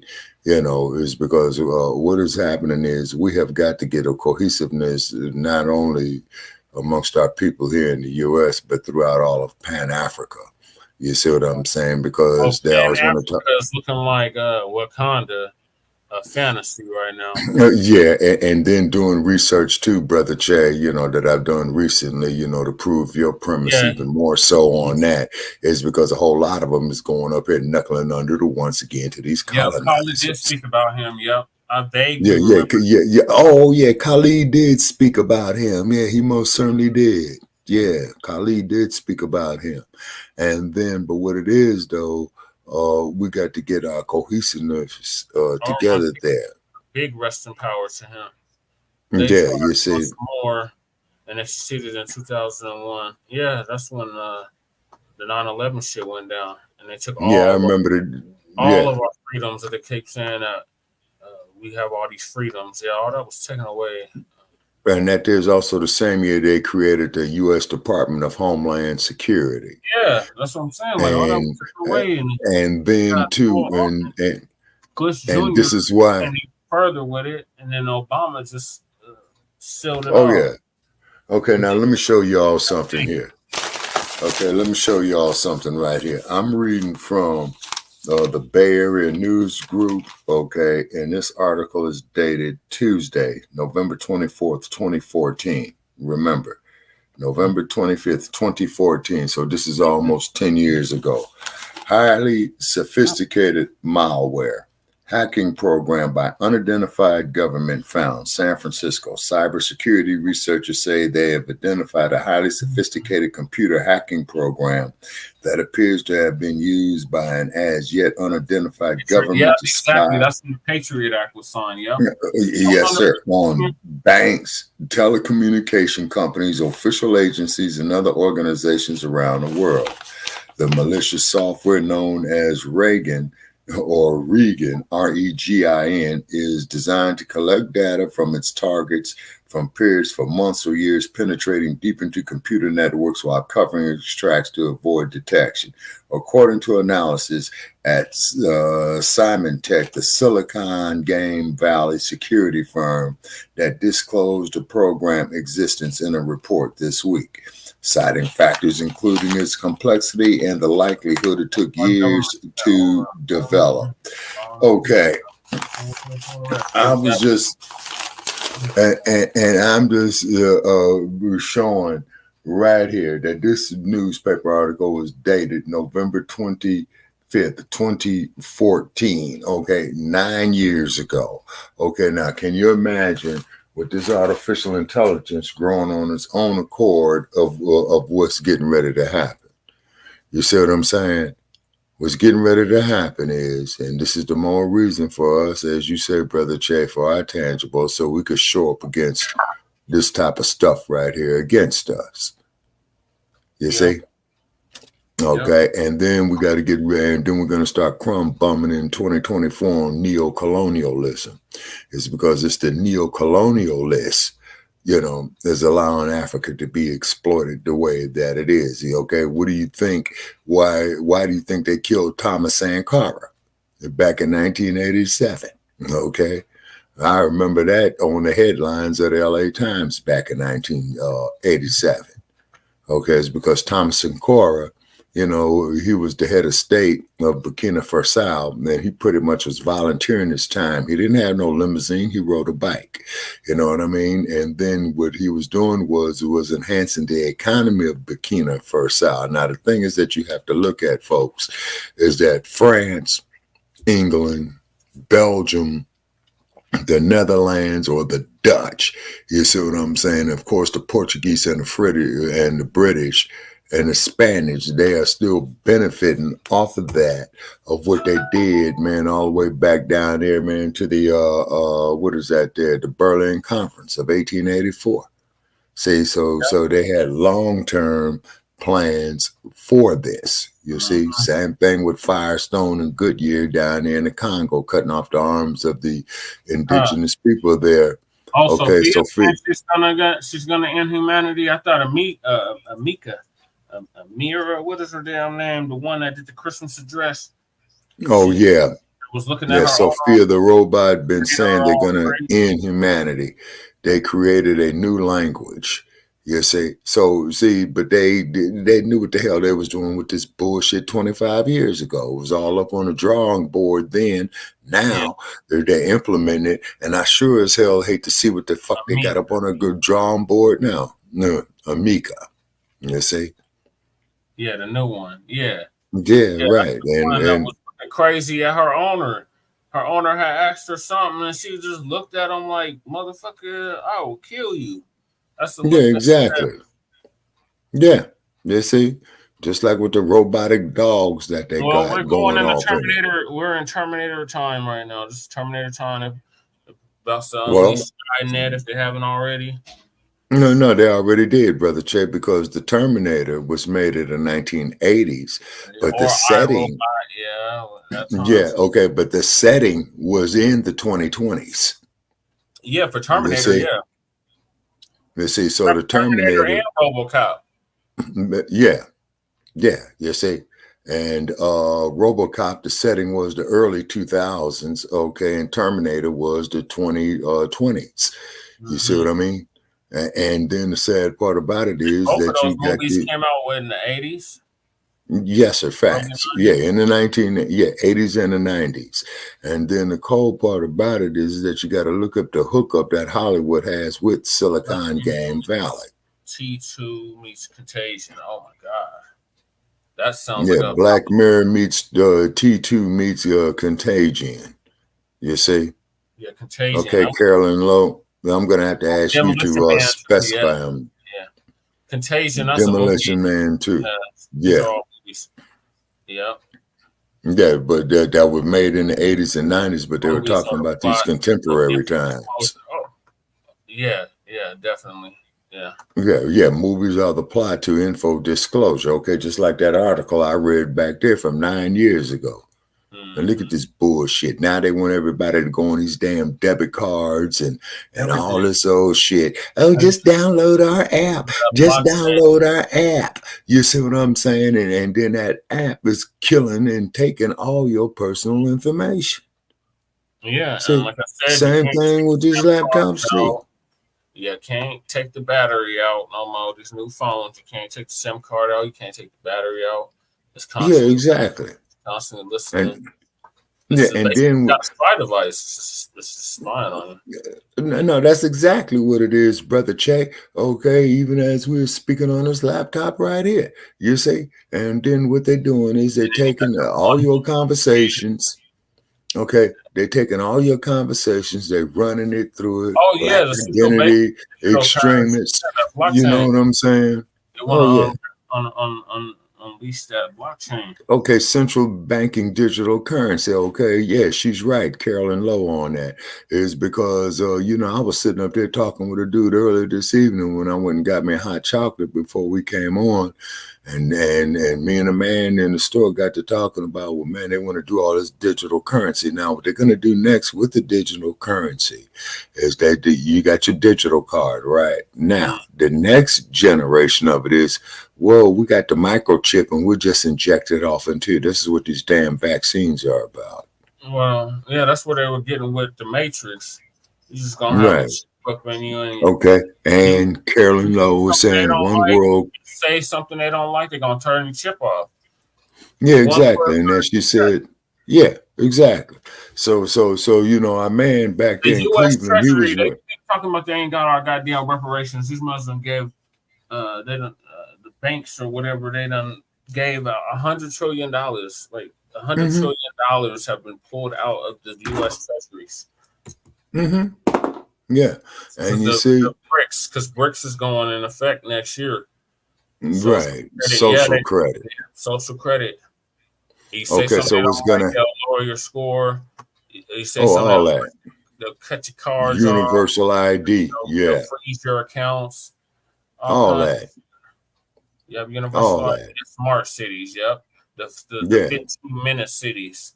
All this. And the smart cities is going to be when former mayor of Denver would talk about, oh, we're a world-class city and all this shit. Yeah, that's what they was talking about.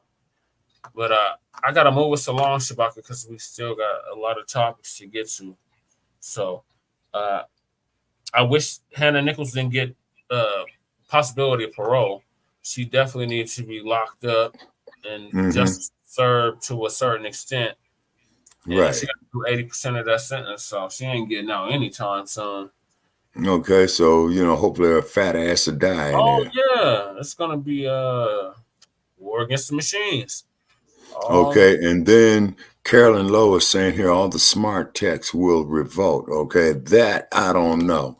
Okay, I see her reason, but I don't know. But see, because you got these individuals are so complacent. Oh, just download the app. Just do everything on the app. Well, do all your banking on the app and all that. See, that's too complacent.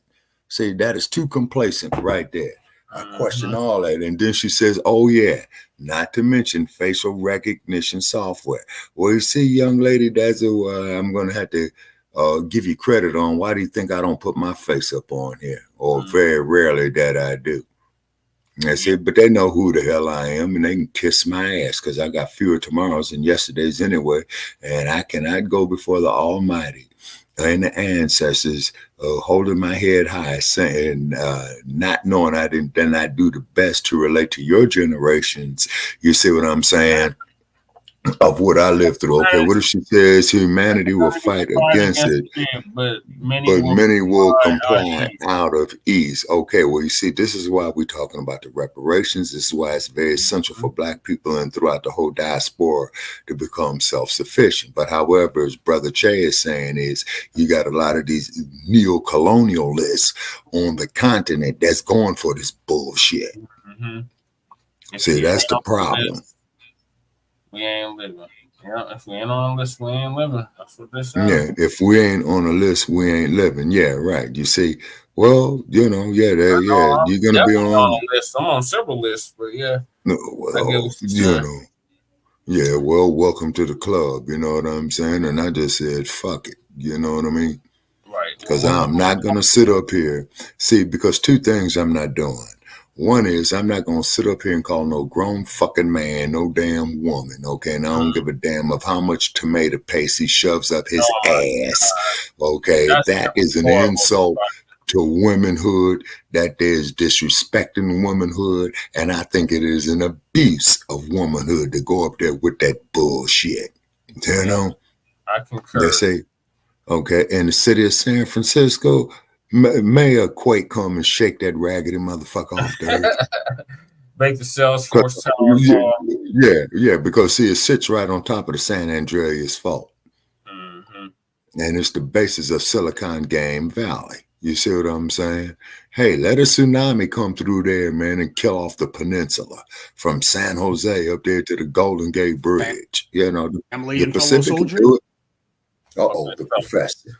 I got to move so long. Okay. Yeah, so the next topic is Sheila Jackson Lee. Sheila Jackson Glad Lee she attempted lost. to sabotage her. So she lost, and then after she lost, she attempts to sabotage Amanda Edwards' campaign by quietly filing to run for Congress again. Okay. So the professor's going to give us a rundown on her loss, and then Phil is going to follow up with this attempts to sabotage Amanda Edwards' campaign. I'm the professor, and this is the moment of truth. Sheila Jackson Lee, who from here on will be called just Sheila Lee. I don't call people by their full name unless I respect them, and I don't respect her. She has predictably lost her bid to become the next mayor of Houston.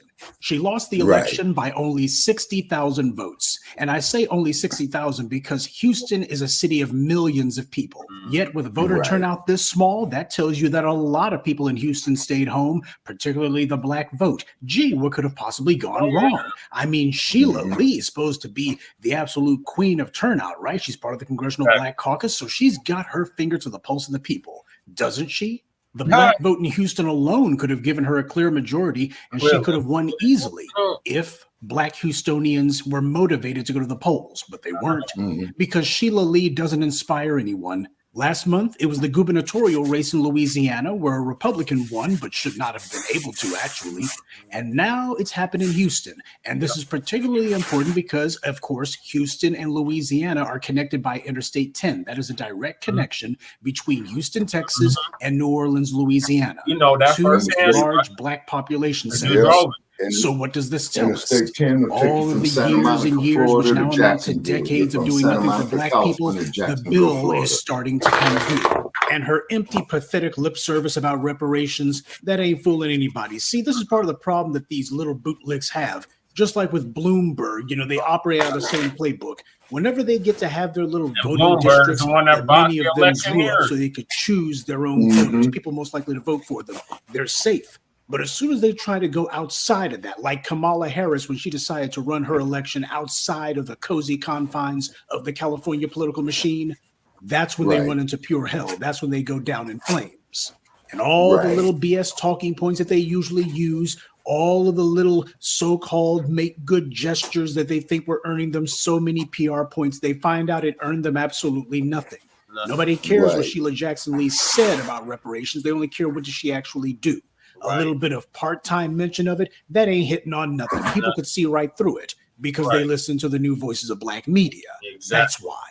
These bootlicks look at themselves as honorary members of the oppressor class. So as they see it, those political offices are their birthright, their private property. They see the world the same way that their white supremacist paymasters do. And they think of themselves the same way when they're not. You see, the white supremacist leaders of both political parties, they have a heck of a lot more money and heck of a lot more political and social cushion to insulate them against what would ordinarily be the instant consequences of displeasing the black electorate. But these bootlicks, they don't have that kind of insulation. When you look at the planks of Sheila Lee's political platform, if it could be called that, you see it was just the same old congressional black talking points that they got from the DNC leadership. She's going to fight for amnesty for illegal aliens, for abortion on demand at any time under any circumstances, and of course for LGBT issues. You got a black woman who's old as dirt, and here she is running on a platform of what she's going to do for everyone except for black people. No wonder black folks didn't turn out to vote. There was nothing on the ballot for them. She has no one to blame but herself. What does she offer to black people? Nothing. What has Sheila Lee done in all her time in Congress? Nothing. She thought she was going to do the same thing as Karen Bass in Los Angeles. We've talked about her a number of times. And yes, we will get to Sylvester Turner in just a moment. But this is the playbook that these bootlicks are trying to pursue. This is what happens whenever the highest echelons of the political parties are pretty much spoken for. You got to try to get yourself into the pipeline somehow. I mean, you want to be sitting around with the same old congressional parking spot forever? No, no, no. We got to find a way to get to the Senate if we can. And if you don't have an instantaneous way to get there now, well, you got to work your way up through state politics. Try to enhance and magnify your profile there. Go for an office that has a larger constituency than just a regular congressional seat. If the Senate seats in your state are already on lock, then try to find out if you can become mayor of the largest city in your state. Hopefully that will get you to be next in line. See, Sheila Lee thought that she was going to become mayor of the nation's fourth largest city, and from there, senator or governor or something of that like.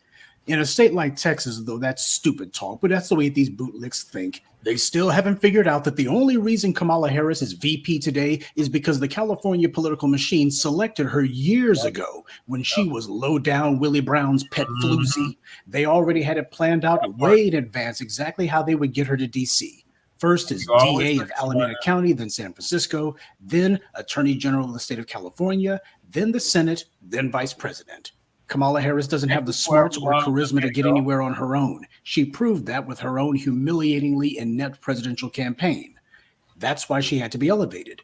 And the other bootlicks figure that if they can get in the good graces of the white powers that be, they'll get the same treatment. Some people never learn, but as the bootlicks see it, they know what their real job is. They know what the service is that they're providing for their political masters, which is to control black people and show that they can corral all of these unruly Negroes.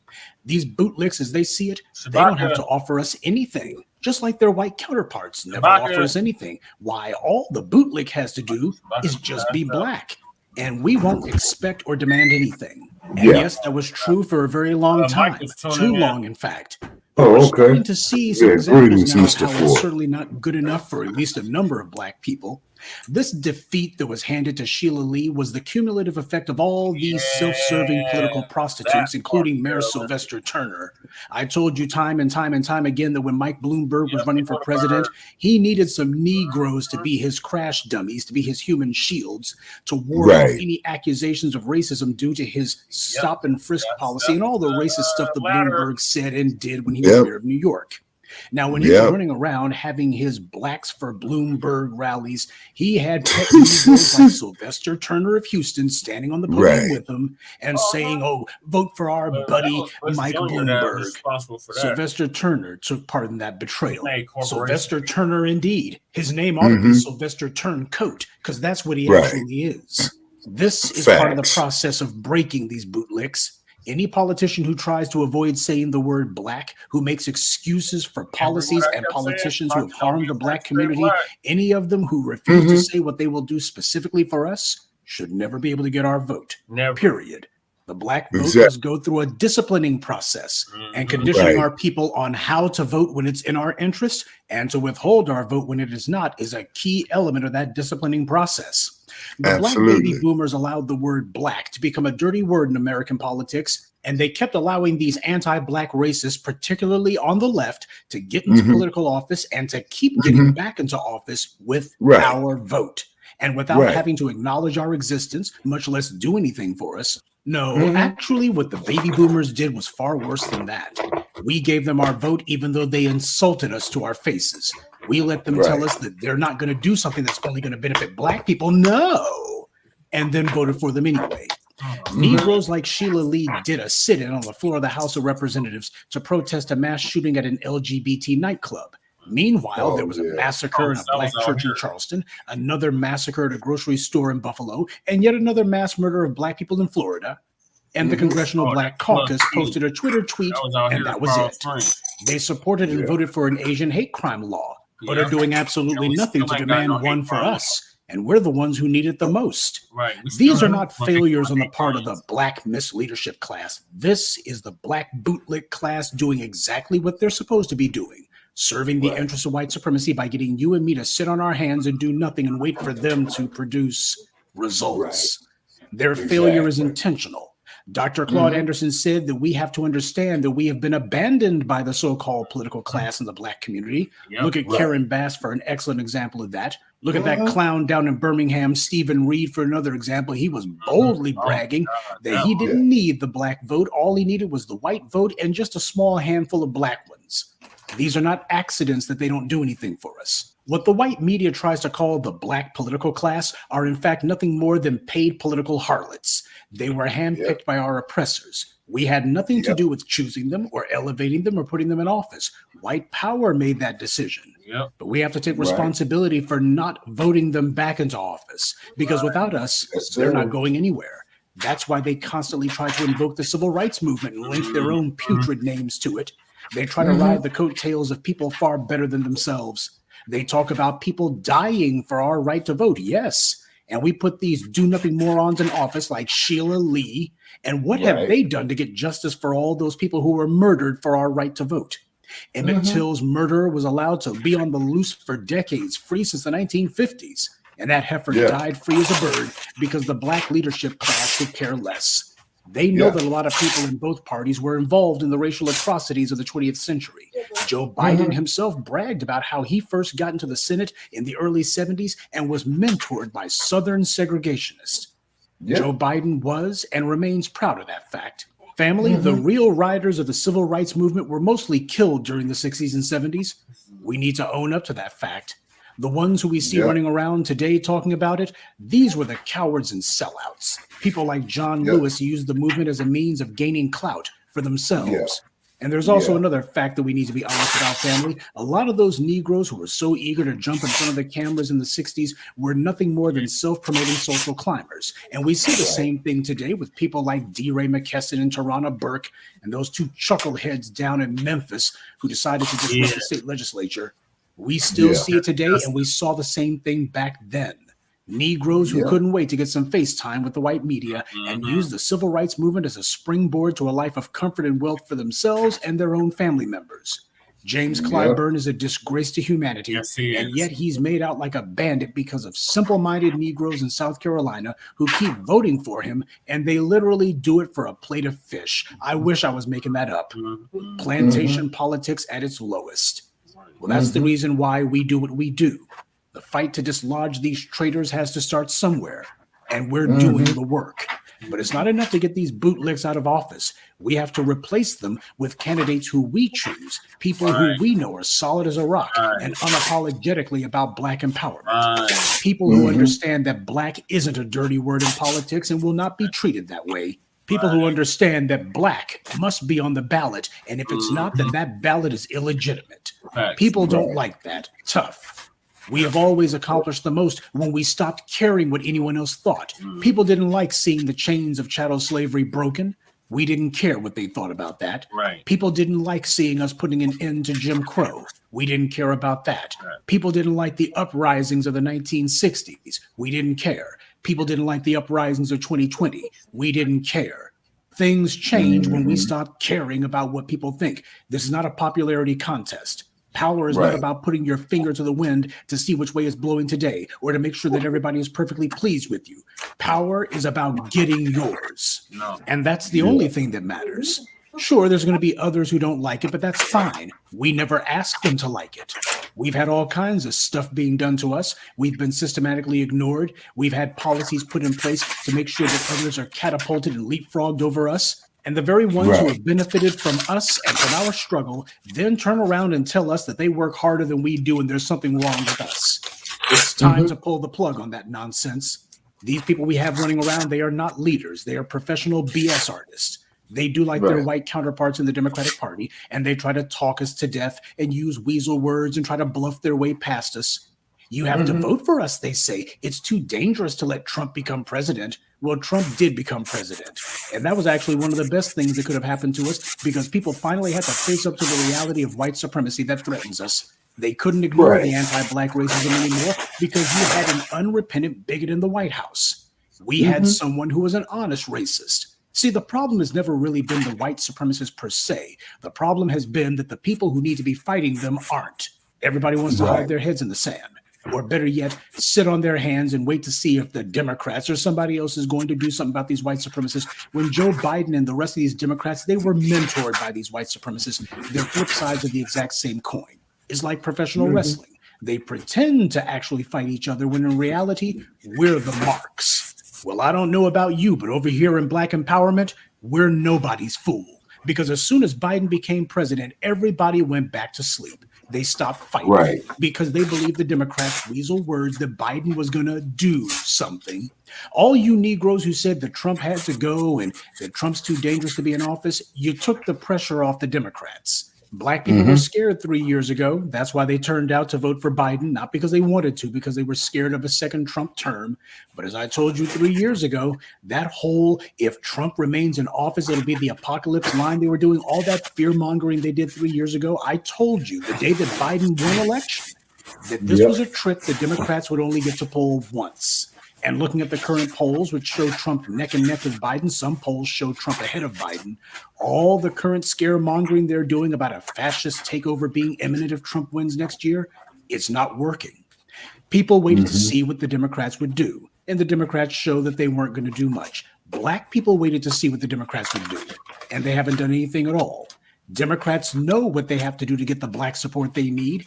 And if this alleged threat of a fascist takeover by Trump is true, if they actually mean it, then it should be a no-brainer for them to do the right thing and agree to our demands. But they won't. See, the dilemma for them is not how do we protect the country from Trump? The dilemma for them is how do we get into office and make sure we still have these Negroes voting for us for nothing? They're not scared at all. They just want to hold on to power. Democrats had control of the House, the Senate, and the White House for the first 2 years of Biden's administration. And what do they do with it? They produce things for everyone else except for us. An Asian hate crime law, a federal gay marriage law, but they claim that that had something to do with interracial marriage, and they made sure to mention Black people every time they said it. At this point, Biden has no credibility. He made a lot of promises for policies that he said he would enact if he was elected president in 2020. He talked about a White House level police accountability commission, a so-called lift every voice plan, whatever that was, a police reform bill. And what did he actually do when he got into office? He reneged on all of it. Before he even took office, as soon as he won election, he was already saying that whole police accountability commission in the White House. He said, I ain't doing that. Congress needs to handle that one, which of course resulted in nothing happening because that was the plan from the beginning.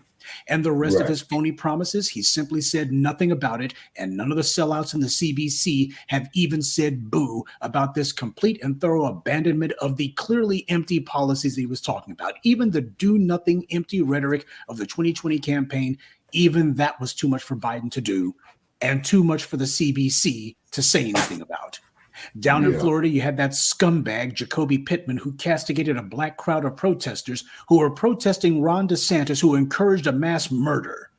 And what did this woman do? She said, we gonna get this party started. This piece of trash is in Congress. Now I want to know who in the CBC called Jacoby Pittman out for that. Who in the CBC demanded that she resign? See, the other caucuses in Congress, they would never allow something like that to happen. But then again, they're genuinely representatives of their constituencies.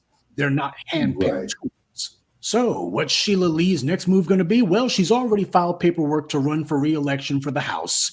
I love it when the white media says her House seat, because it belongs to her. It's her personal family heirloom, I suppose. So her plan B from the very beginning was always go back to Washington. I mean, what else does she have? Wouldn't it be something, though, if the same voters who refused to back her for mayor this year also decided not to support her for Congress again, too? Because as Sheila Lee found out the hard way, when people stay home, they're still casting a ballot. Only it's a vote of no confidence. Good day and be one. I'd like to take a moment to mention some of our contributors. Precious Jenkins, Elaine Zanga, Chevalier Foster, Roxanne Allen, and Darren Nooks. Salute to them and thank you to everyone for listening, liking, and Yeah, that's the professor.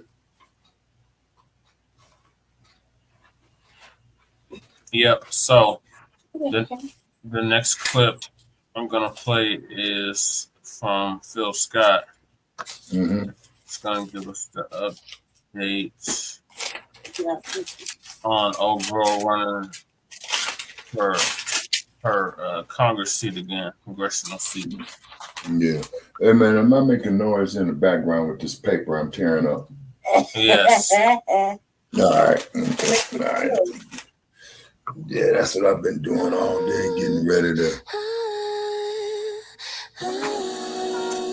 Well, tonight on the podcast, ladies and gentlemen, Sheila Jackson Lee. She's done it again. Now, we know Sheila has been defeated, embarrassingly, for the mayor of Houston by John Whitmer. John Whitmer even took a shot at Sheila in his speech and said that he doesn't have a culture of bullying. He's not going to bully anybody, and that's good because nobody should be bullied. But Sheila did something that came out in the Houston Chronicle, and I said, oh, boy. So now you remember we talked about Amanda Edwards. Amanda Edwards was running for Houston mayor. Amanda Edwards is a younger woman. And when Sheila decides to jump in the race, all of a sudden Amanda Edwards had bowed out. And I said, why did she bow out? Because Sheila got in there. And then all of a sudden Amanda started running for Congress, actually running for Sheila's seat in the 18th district. Well, let me tell you what old Sheila did. Because see, that was supposed to be the plan. Sheila become the mayor, Amanda runs and get Sheila's old seat and everything good. But Sheila got mollywopped in the election. She lost. And now this is what Sheila decided to do. So at the Houston Chronicle, they say Sheila Jackson Lee filed for re-election to Congress. So she is trying to screw over this young woman again. Now, you know, Congress is every 2 years. So last time Sheila won in 2022, and she got to come up for election again in 2024. You understand? Now, if the people wasn't with you for mayor, listen to me. If people didn't back you for mayor, Sheila, why are you trying to backdoor quietly and try to get over on this young woman that you got over once? Right. That's why we can't stand people like you, Sheila, in the black community. You older generation, you do not want the young people to take over. But let's continue. They say marking her bid for a 16th term in Washington on the heels of a landslide defeat in the Houston mayoral runoff. Sheila Jackson Lee quietly filed her re-election paperwork Sunday evening, according to a campaign spokesperson. She publicly announced the move Monday afternoon in a statement saying she was compelled by the numerous opportunities still ahead to enhance the lives of my constituents. Your constituents didn't show up to vote for you. That means they didn't want you anymore, Sheila. My Lord, the power that you get from that position is just so much. You can't go sit your behind down somewhere. She said, as I embark on this campaign, I'm fueled by the belief that experience is essential, yet I also recognize the significance of genuine commitment, steadfast dedication, and a proven ability to deliver results. That's what Sheila Jackson Lee said. Sheila, once again, your experience to get you elected, ma'am. People are tired of you in Houston in the 18th district. Now, they say the longtime Democrat faces an unusually competitive primary fight against Amanda Edwards, a former Houston City Council member who once interned in Jackson Lee's office. Oh, she knows the dirt about you. Edwards, if she's 41 years old, dropped out the mayoral race earlier this year and pivoted to run for Jackson Lee's seat after the Congresswoman announced her own mayoral bid. She raised, talking about Amanda Edwards, more than $1 million in the first 3.5 months of her campaign, giving her nearly a 4-to-1 financial edge over Jackson Lee by the end of September, according to the most recent federal campaign filings. Edwards and Jackson Lee, 73 years old, are the only candidates who filed for the Democratic primary on Monday's 6 p.m. deadline. Late Monday morning, Edwards released a statement reiterating her plans to run and calling for Jackson Lee to be replaced by someone who could bring a fresh, innovative approach to solving our lingering challenges. She says that when we look at the critical need for economic opportunity, infrastructure, and dysfunction in Congress, it is no surprise that people are saying it is time for change. She continues to say it is time to do something different in this election so that we can obtain different results for the community. I agree with Amanda Edwards on that one, 100%. Now, what I'm about to say to y'all and read to y'all what Sheila Jackson Lee said, I'm quoting her verbatim, quoting her. Sheila Jackson Lee was asked about Edwards' comments Monday afternoon. This is what Sheila Jackson Lee said, and I quote, "I am a fresh face every year I go back to the United States Congress. I'm committed to change, to leading, and to solving problems." Oh, God, stop it, Sheila Jackson Lee. Oh, God, hold on. Right. Well, see, the long run of it is, did you actually say that? These you are a fresh black-ass face. politicians Where, ain't Sheila? There's nothing about you fresh. Nothing.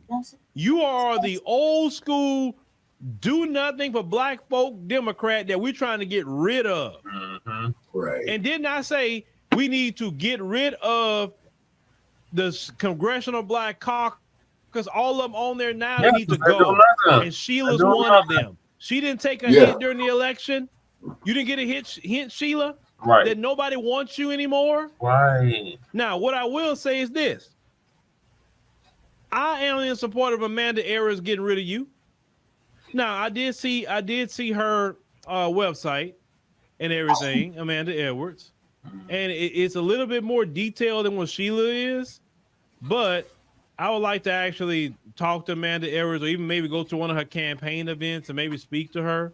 I don't have to talk to her on camera. I like to interview with her, but I like to talk with her to let her know what the temperature is if she don't know. Okay? I'm not saying she's all talking about immigration, no, but I need to let her know if she's watching, or any of you who support Amanda Edwards, if she's watching.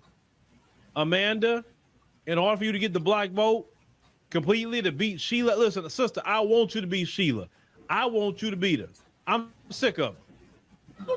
You're going to have to make sure, and you in your district is 40% Hispanic, 34% black. So you could do something for black folk in your district, right? So with that being said, you need to be the sister that's going to push for protections for black Americans. Yep. You need to push that. You be the sister to do it. If you want to go higher than Congress, you want to go to Senate, that's your way to go and do it. Okay? If you want to run for president one day, baby, you're going to have to go through that way. Because if the black vote is not with you, you're going to get put in the same category as Sheila. And I'm not saying she's done anything wrong. She's right. She is a fresh face. She don't have a bad track record or nothing like that I can say, right? So I'm definitely going to see about maybe going to one of her campaign events or something and just kind of see, maybe I can meet the sister and just, even maybe we can set up an interview or something. That'd be great, right? Because I want the sister to beat Sheila Jackson Lee. Well, for the nerve of Sheila to say she's a fresh face every year she go, Lord, I can't believe Sheila would say something like that. All right. It lets you know how delusional Sheila Jackson Lee and the Democrats are. Completely. That I don't have to, and you gave that young lady your word because she worked with you. And maybe she said, you know what? Okay, I'll drop out because, okay.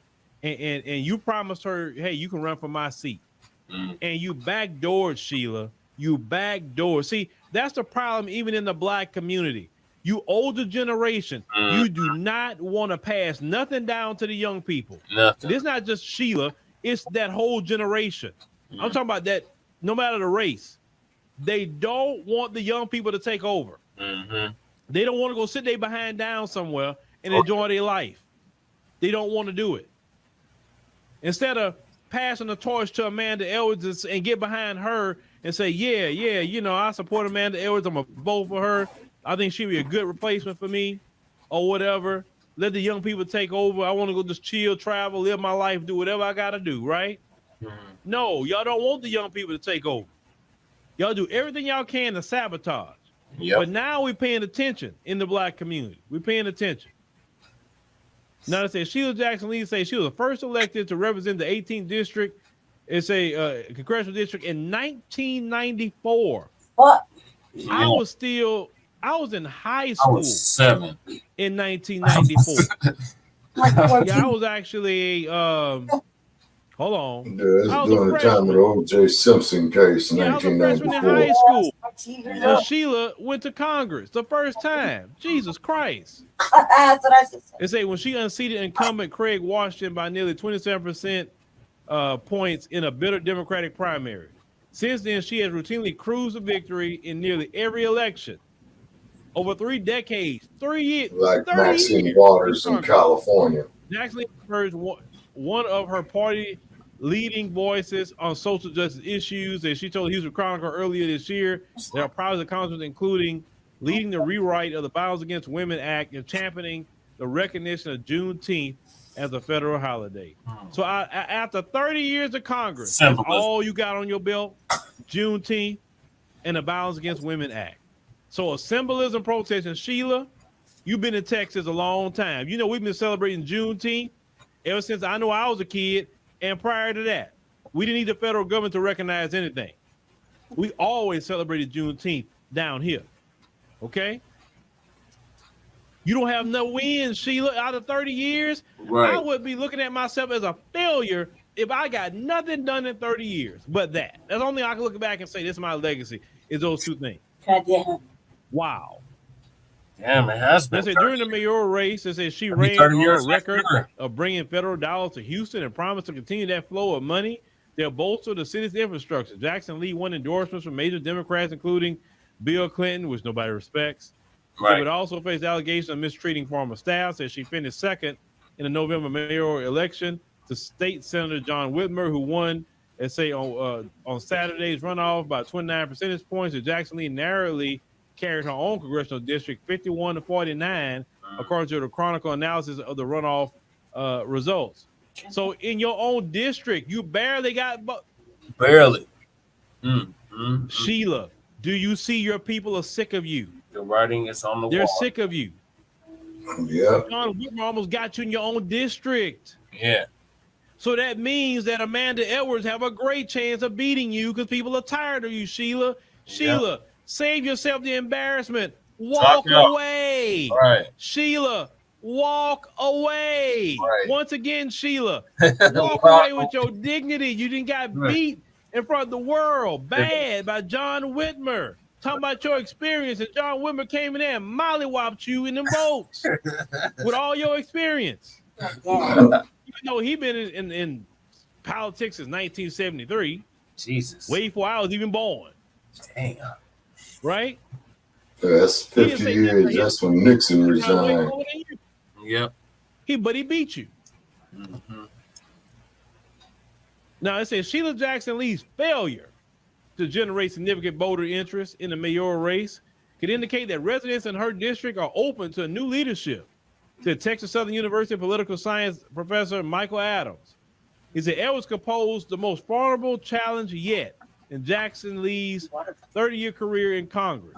He said the 18th congressional district is known for producing some of the most prominent Black lawmakers, including in Texas history, Barbara Jordan, Mickey Leland. The district's current voting age population is about 40% Hispanic, 34% Black, 19% white, and 6% Asian, according to the U.S. Census Bureau. It said the district covers a number of key Houston neighborhoods, such as downtown. It's a Edo, 3rd Ward. It's a 5th Ward. It runs northwest through part of the Heights and Acres Homes, stretching beyond Beltway 8 before looping east to take in George Bush International Airport and more than half of the residents of Humble. That's a lot of. It also covers a swath of northeast Houston and unincorporated Harris County. Now, the primary election is March the 5th. And once again, ladies and gentlemen, I will be paying attention to that primary. Sheila, I'm not done with you, Sheila. I will be paying attention to that primary. You're not going to skate by unscathed this time, Sheila. Oh, no. They say I covered you once, and I'm going to cover you again. I'm going to stay on top of it. Because, Sheila, you got to go. Yep. You got to go. And then next time, Al Green got to go. Yep. All y'all got to go. Yep. The whole It's time. Black Caucus got to go to the motherland. I saw you doing that dance that time. Go to the motherland, have a good time. Do something. Yeah. Do something. But you need to move out the way, right, and let younger people come on in, and then we gonna see what we can do and make some sort of change. Right. Because you too corrupt, you stuck in your ways.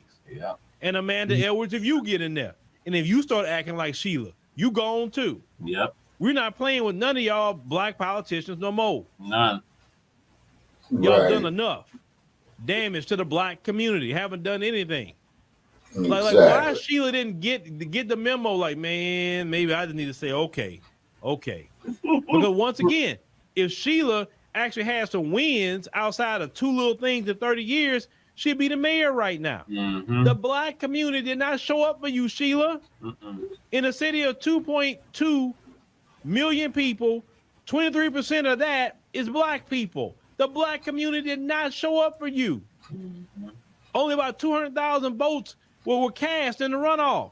If Black America would have showed up for you just by themselves, Sheila, if 10% of the voting population that's black would have shown up for you, Sheila, you would be the mayor. So it let you know the majority of black folks sat it out, Sheila. That's why you're not the mayor, ma'am. They sat it out. Yep. Like, don't y'all get it? It's a new day. Right. The civil rights generation people, a lot of them are gone to glory. And by the time the election comes, some of them may not be voting in the next one either. And every 2 years that pass by with Congress and every 4 years of the presidency, you got a new batch of voters coming. Yep. And these new batch of voters not playing, especially the Gen Zs. They really not playing with y'all. I like Gen Z. I like millennials too, but I really like Gen Z. I like that fight they have. I like they want to boycott. I like they want to protest. See, I'm not trying to stand in the way of the younger people like Gen Z. I'm their uncle. I want to support them. I'm with them. Well, your Uncle Phil. I'm with Gen Z all the way. See, that's what you do to young people. You sit up there and applaud them. You say, I'm with you. I support you. And whatever your uncle could do to help you make it right, I want to do that. You don't be in there trying to block what Gen Z and the millennials are trying to do. You don't do that. You help them. You assist them. You don't stand in the way. And it's a time to move out the way too. As I said before, I'm not going to be doing this forever. I'd rather be the guy that falls back, come out when I want to here and there, right? And let other people take over and do this. Not on the Phil Scott podcast, but other things I have. I don't mind falling back because we need more people to do things. I can't do it all. I can't. And I don't want to. Other people need opportunities to come do different things and shine and all that. I can fall back so easily and do more of the business side to grow this thing. Because you can't grow nothing if you're always sitting in this chair. You can't. Oh, I got to make content. I got to do this. How you going to grow something? The CEO of freaking any major media company, do you see them all making content? No. But they're out there growing the thing and bringing in more names and growing more people. Now, I like what I do. And I'm not saying I'll completely abandon it. No. But I like doing like the podcast. You know, it's only one a day. I'm cool with that or so. I like doing one a day. That's fine. There's not really much pressure on me. What I'm saying is I don't mind if a Gen Z come in here, or millennials come in here. Don't mind. I love it. I welcome it. See, Sheila, that's how you're supposed to be. You're supposed to be giving chances and opportunities to the young people. as somebody older, you put them on game. And you support them every chance you get. It's no threat. It ain't no threat of what they doing. Yeah, y'all. So Sheila Jackson Lee backdoored and trying to undermine the young woman. But you know what? Y'all in the 18th district, I'm looking at y'all. I need all black people in the 18th district. If you're not registered to vote, I need you to get registered to vote. You can do it online. If you go renew your license, you can do it. I need all black Americans or anybody who listening to me. It don't matter if you're not black American in the 18th district and you just love our show because I got more new people coming in of all communities and say they love the podcast. Great. I'm happy you're here. It don't matter if you're from the Asian community, white community, Hispanic community, whatever community, get registered to vote. Get registered to vote. Like I told you before, have your driving license and have your U.S. passport. You need to have all three. Okay? And with that U.S. passport, if you really want fast service, go ahead on and get you a clear account and go ahead on and get you your global entry card with TSA pre-check. It'll help you a lot faster with international travel. But I need you to get registered to vote so you can participate in that primary in March. The key is primarying Sheila. That's the key. We need Sheila primary, period. She needs to go. And it's going to take y'all getting registered to vote to go do that. Listen, it's a time to sit it out. I've said that. It is a time to sit it out. And it's a time to get your behind up and go out there and vote and get people moved around. If you don't get some of these people moved around, then you're going to keep getting the same old. It'll be the fault of black folks in Houston in the 18th district if Sheila go back there. You didn't want her as your mayor? Well, you should not want her for nothing else either. Because if she couldn't be your mayor, then she definitely shouldn't be representing you in Congress. Right. Everybody need to get themselves up and get registered to vote. Tell your friends, get registered to vote. And they say, I don't want to vote. Listen, just get registered anyway. They say, we got to get Sheila out of here. We got to do it. Okay? So I'm looking at y'all, 18th district. I'm looking at y'all. Because if you sit up there and let Sheila get past the young lady in the primary and vote for her again, then I don't want to hear it. I told y'all that. I'm watching all y'all's votes. Because Sheila haven't done nothing. But Sheila, you know, she in trouble. That's good. I'm happy about that. But it's a new day, you Democrats. It's a new day. And let me say something else before I wrap up. Yeah, it is. Boulay Martin. Oh my God. How come Sheila Jackson Lee isn't the mayor of Boulay Martin? Right. You out of Houston, right? You supposed to know the temperature of the all black people, Boulay. Brother, what happened, Boulay? What happened? What happened? All the cussing out you do to black folk. What happened, Boulay? Why your girl lost? Yeah. Look, y'all need to find out from Boulay Martin. You know what? I've been trying to look and see. He ain't talked about Sheila Jackson Lee. He been quiet. What happened, Boulay Martin? I thought you had the temperature of the black people. Yeah. You from Houston, right? You know what's going on. What happened? Why you wasn't in Houston storming for Sheila, Boulay Martin? I didn't hear about you being at no events. You running all over the country to different events, but you ain't doing nothing for your girl Sheila. Come on now. I think Sheila need to call you and get cussing. She good for that. Because you didn't get out there and help Sheila at all. You didn't bring the bus or nothing. And you Democrats, you think he got the pulse of Black America? Y'all better keep y'all money in y'all pocket. All right. You don't have it.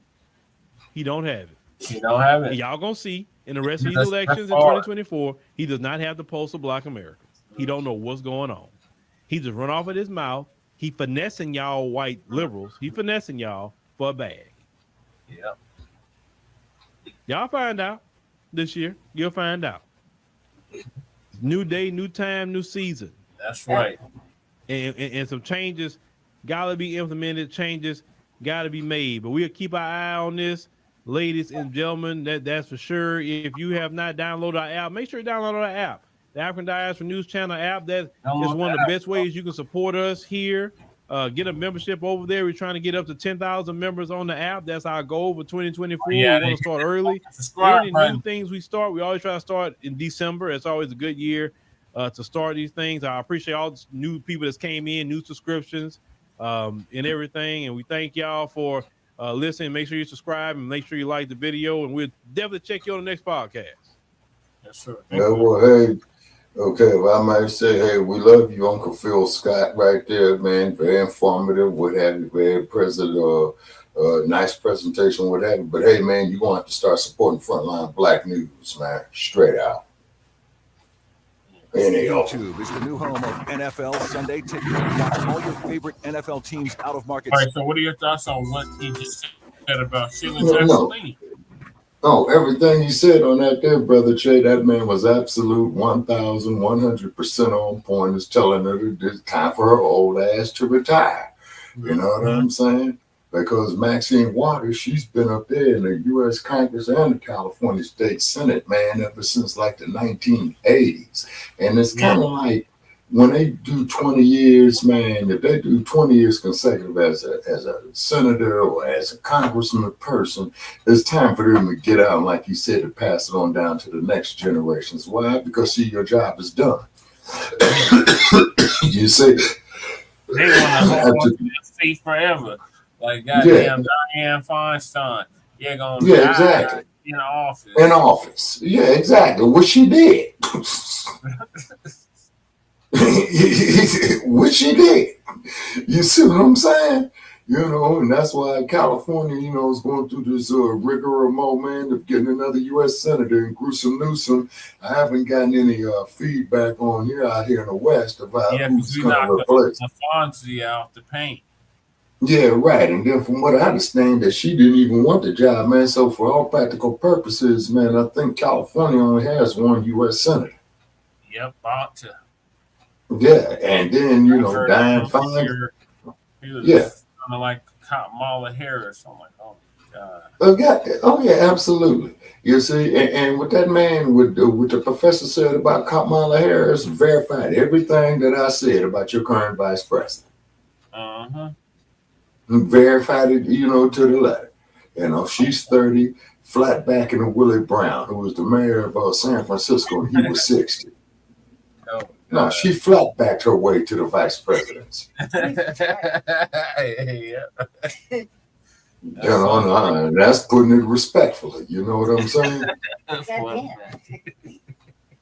You know, and the thing is though is this, okay? So you got to get rid of these hookers, these crooks. You know what I'm saying? These sellouts. You see what I mean? Because, you know, because they ain't doing shit for the black community, just like what Uncle Phil said right there. You see what I mean? Yep. That's what he said, man. We don't.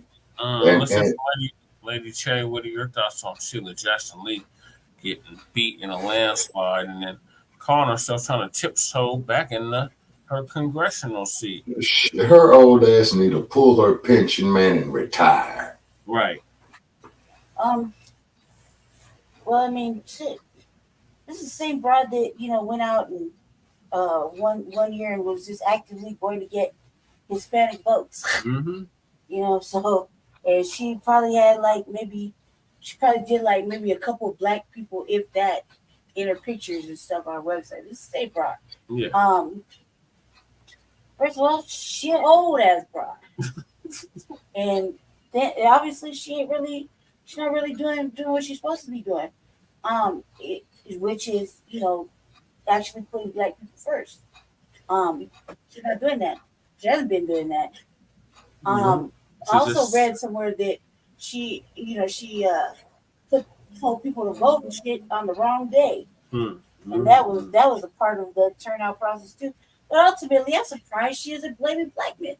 Because that's what she did last time, right? You said it was a black man's fault. Black man. No, that's what Tiffany Cross was saying. Hey, before that, wasn't it Sheila Jackson too, right? She probably joined in on that madness. Don't quote me on it. Probably wrong bed witch, but or whatever. Wrong mammy. Either way, wrong mammy. Their vibes and moves was all the same though. Wrong mammy. My bad. Was one of them old ass bitches. But I would just have to say this, that I would think that I mean, nobody was listening when people said they want to hold their vote for tangibles. They thought it was a game. They've been thinking it's a game, and they don't understand that. Like, you know, Jason Blacc did an excellent little piece on it today on the Black Authority, talking about we have time. Yeah. We have plenty of time. Not like we're doing anything. You know, except watching you fuckers, you know, take everything, give the money away, put us in harm's way, keep an eye on neglecting us, ignore the fucking facts that what we need, have open motherfucking borders, just putting us in all kind of fucking peril. And yeah. So we just go sit it out. We've been sitting it out. You know, do for black people. Simple as that. Cut the check. Tangibles. You know, that's been the recurring thing. We want a black fucking agenda. And they weren't ready. They don't want to go along with the program. They want to talk like it once in a while to pander to us for the sweet nothings of pandering. You know, so they want to pander, but obviously, if we have not, you know, learned anything, Black family, is it's watched this shit happen for the last 3 years. You haven't been paying attention. Pay attention. Nothing good has happened for Black Americans. No.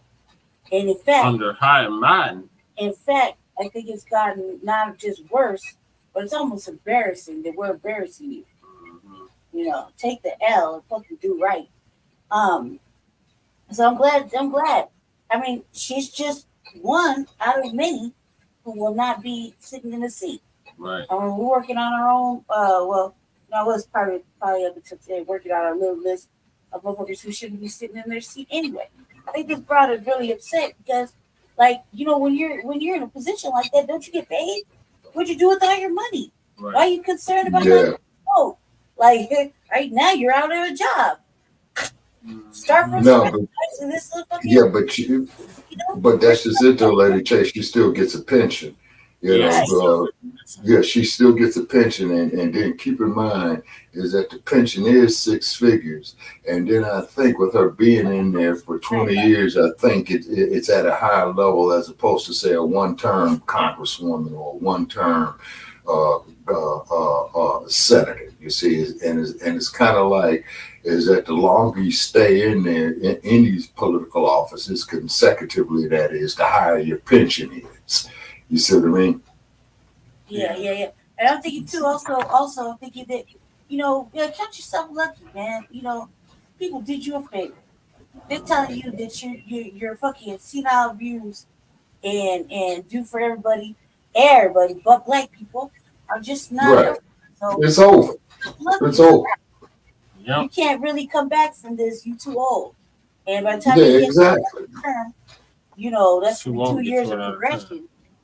Then move forward. You're not gonna be, if you're not hip now, you ain't gonna be hip then. Exactly. Go to church. And put it up wherever. Good luck. Goodbye. Thank you very much. Thanks for playing the game. But you know, it's goodbye and good riddance. Yeah, sit it down time, you know. No, you're absolutely right.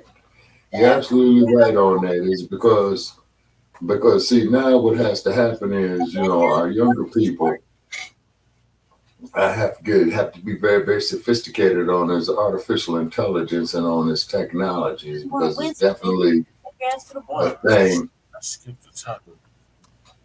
Okay. We gotta wrap this up. So all right.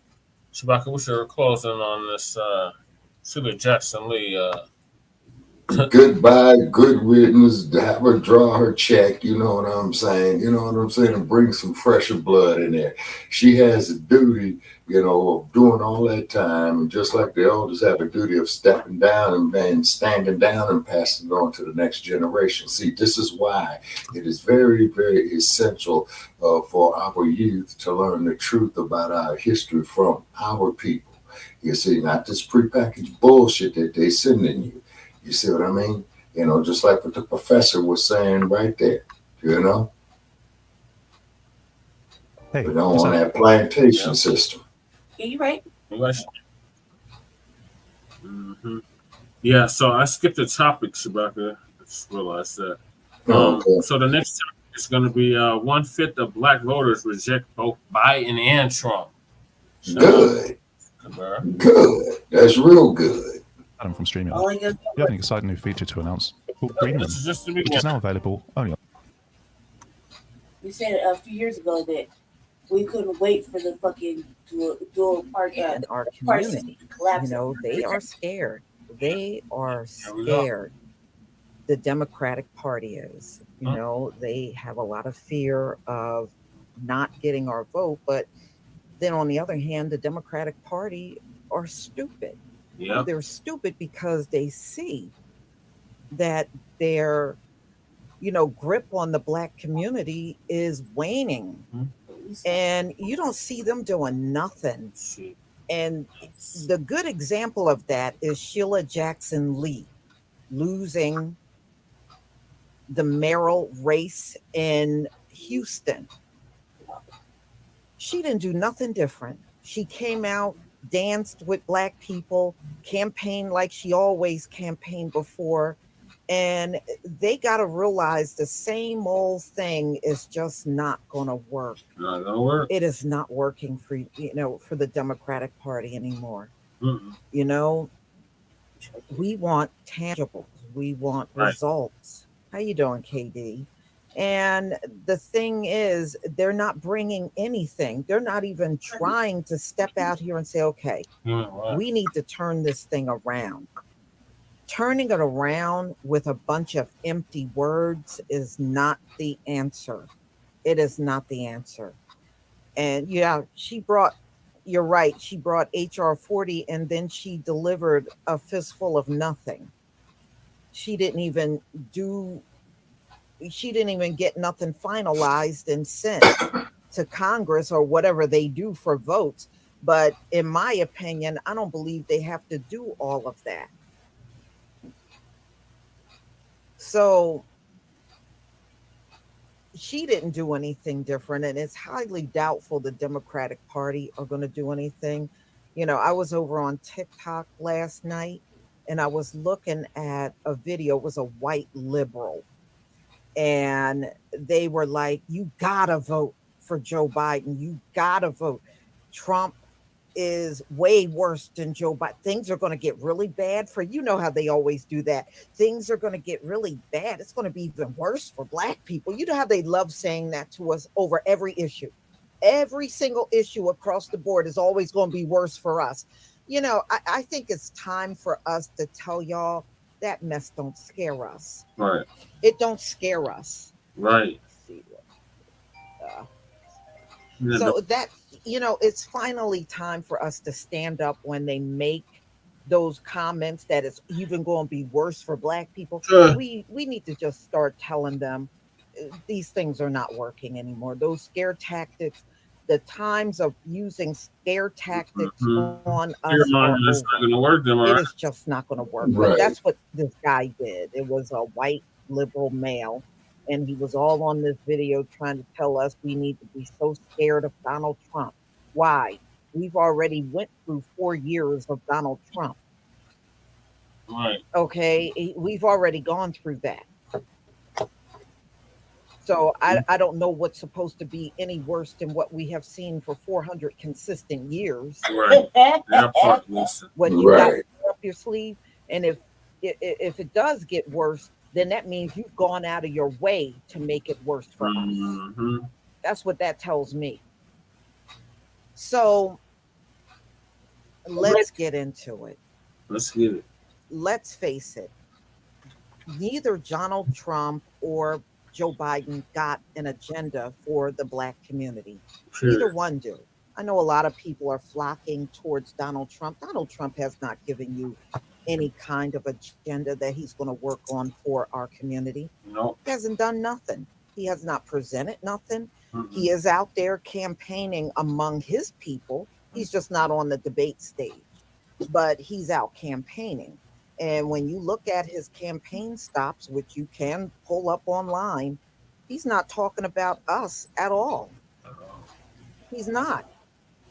So just understand, you can vote for anybody you want, but Donald Trump don't have any real plan for us. When he's out there on the campaign trail and you listen to his speeches, he's only appealing to his own base. Mm-hmm. And that's it. He's not appealing to anyone else. So let's get into this. All right. Well, the thing is about Trump is that he's stating the way that white America honestly feels. And I don't have a problem with a motherfucker stating how they honestly feel to me. Hello, I'm Patrick Stewart. Did you know that right now over 70 million people have had to leave their homes due to war and disaster? That's roughly the size of the United Kingdom. Please give me a 1 if you can see the screen. Please give me a 1 if you can see my screen. I'm trying to go for the channel. Damn, Shabaki, your clock is loud as hell. You hear the clock? Yeah, I hear a clock. Man, it's clear across the room, man. And you can hear the clock? Yes. Oh, this is bad. I thought I was tripping. I was like, man, maybe I should say so. I thought I was having a senile moment, but apparently not. Yeah, this is bad. You know, so this is, yeah, because I'm using this on Bluetooth. You see what I'm saying? Everybody. Yeah, it's very sensitive. The bottom line, one thing Here's I what it can is. say that I like seeing, I like the fact that we are focused on ourselves. And it's something I did not think I would see ever. We have been so split and divided in this country. It's not even funny. But now I'm starting to see all kinds of signs that we're finally coming together. And we're not putting everybody else's problems ahead of ours. You know, I watched a video last night, and you know, you had a handful of our people supporting Palestine, but you still had a lot of our people saying, I don't think we need to be involved. Well, we I don't think we need to, you know, side with anybody in this whole thing. We need to attend to ourselves. That's right. And we're Pretty finally much. doing that. Yeah. Boy, Pretty much. they having a meltdown. Oh, yeah. You know, it's because in the past we were easy to manipulate. We were, Mm-hmm.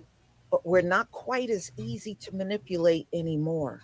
Those No, we times just got are now tired of getting our heads behind us. bumped. And looking ahead, we are now like, well, no, wait a minute. We got our own set of problems. Mm-hmm. We cannot be dealing with yours too. Right. And I'm glad we're finally getting to that I'm glad point. too. Finally. So let's get into this story. So 1 in 5 Black voters want someone other than Biden, Trump on the ballot.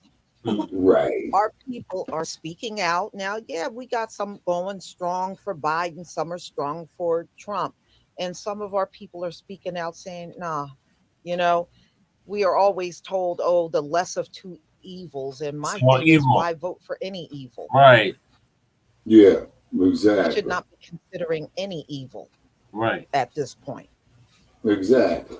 So 1 in every 5 Black Americans said they would rather vote for someone other than President Joe Biden or former President Donald Trump, according to a recent Gen Forward poll, Mm-hmm. which focus on young voters and voters of color. Oh, Oh, there- Lord. Here we go to So the Brawl. survey also showed 17% of Black voters would choose Donald Trump, while 63% said they would vote for Joe Biden.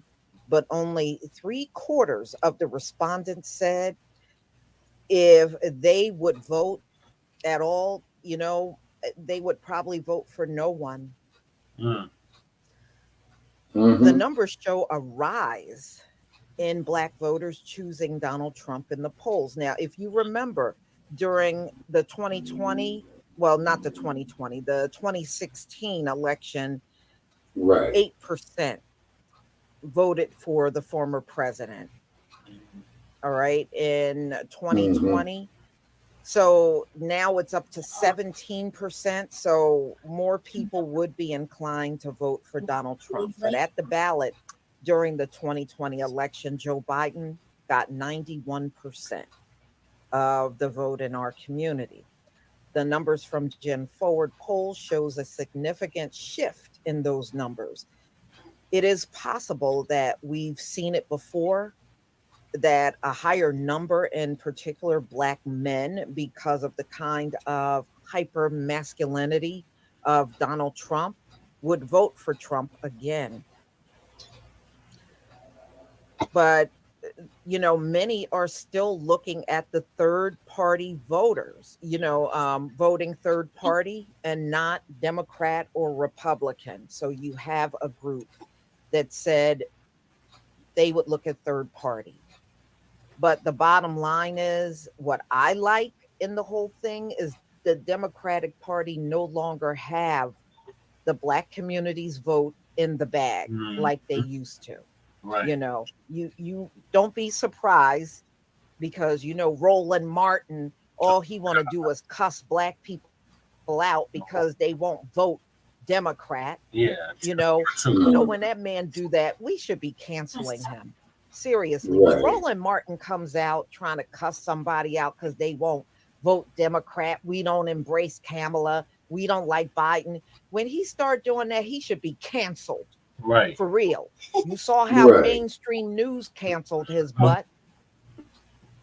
Yeah, they did. He was on mainstream news. Sorry, y'all. We should be canceling him on social media. Somebody told me I shouldn't even have. So anyway, ladies and gentlemen, I am glad, and I hope we continue to prioritize ourselves, prioritize our agenda and the things that we want to do above all else. And this is the way it's been for other groups. They're just not used to us doing it. And thank you, Quantum Solace, for becoming a new channel member. So, they're just not used to us doing it, and they have a problem when we focus on ourselves. Yep. Well, that is just too bad and unfortunate. At this point, we don't have a choice but to focus on ourselves, because nobody else is going to do it. And you see, politically, they're not thinking about us. The Democrats are not talking about the agenda we want. What we say, reparations.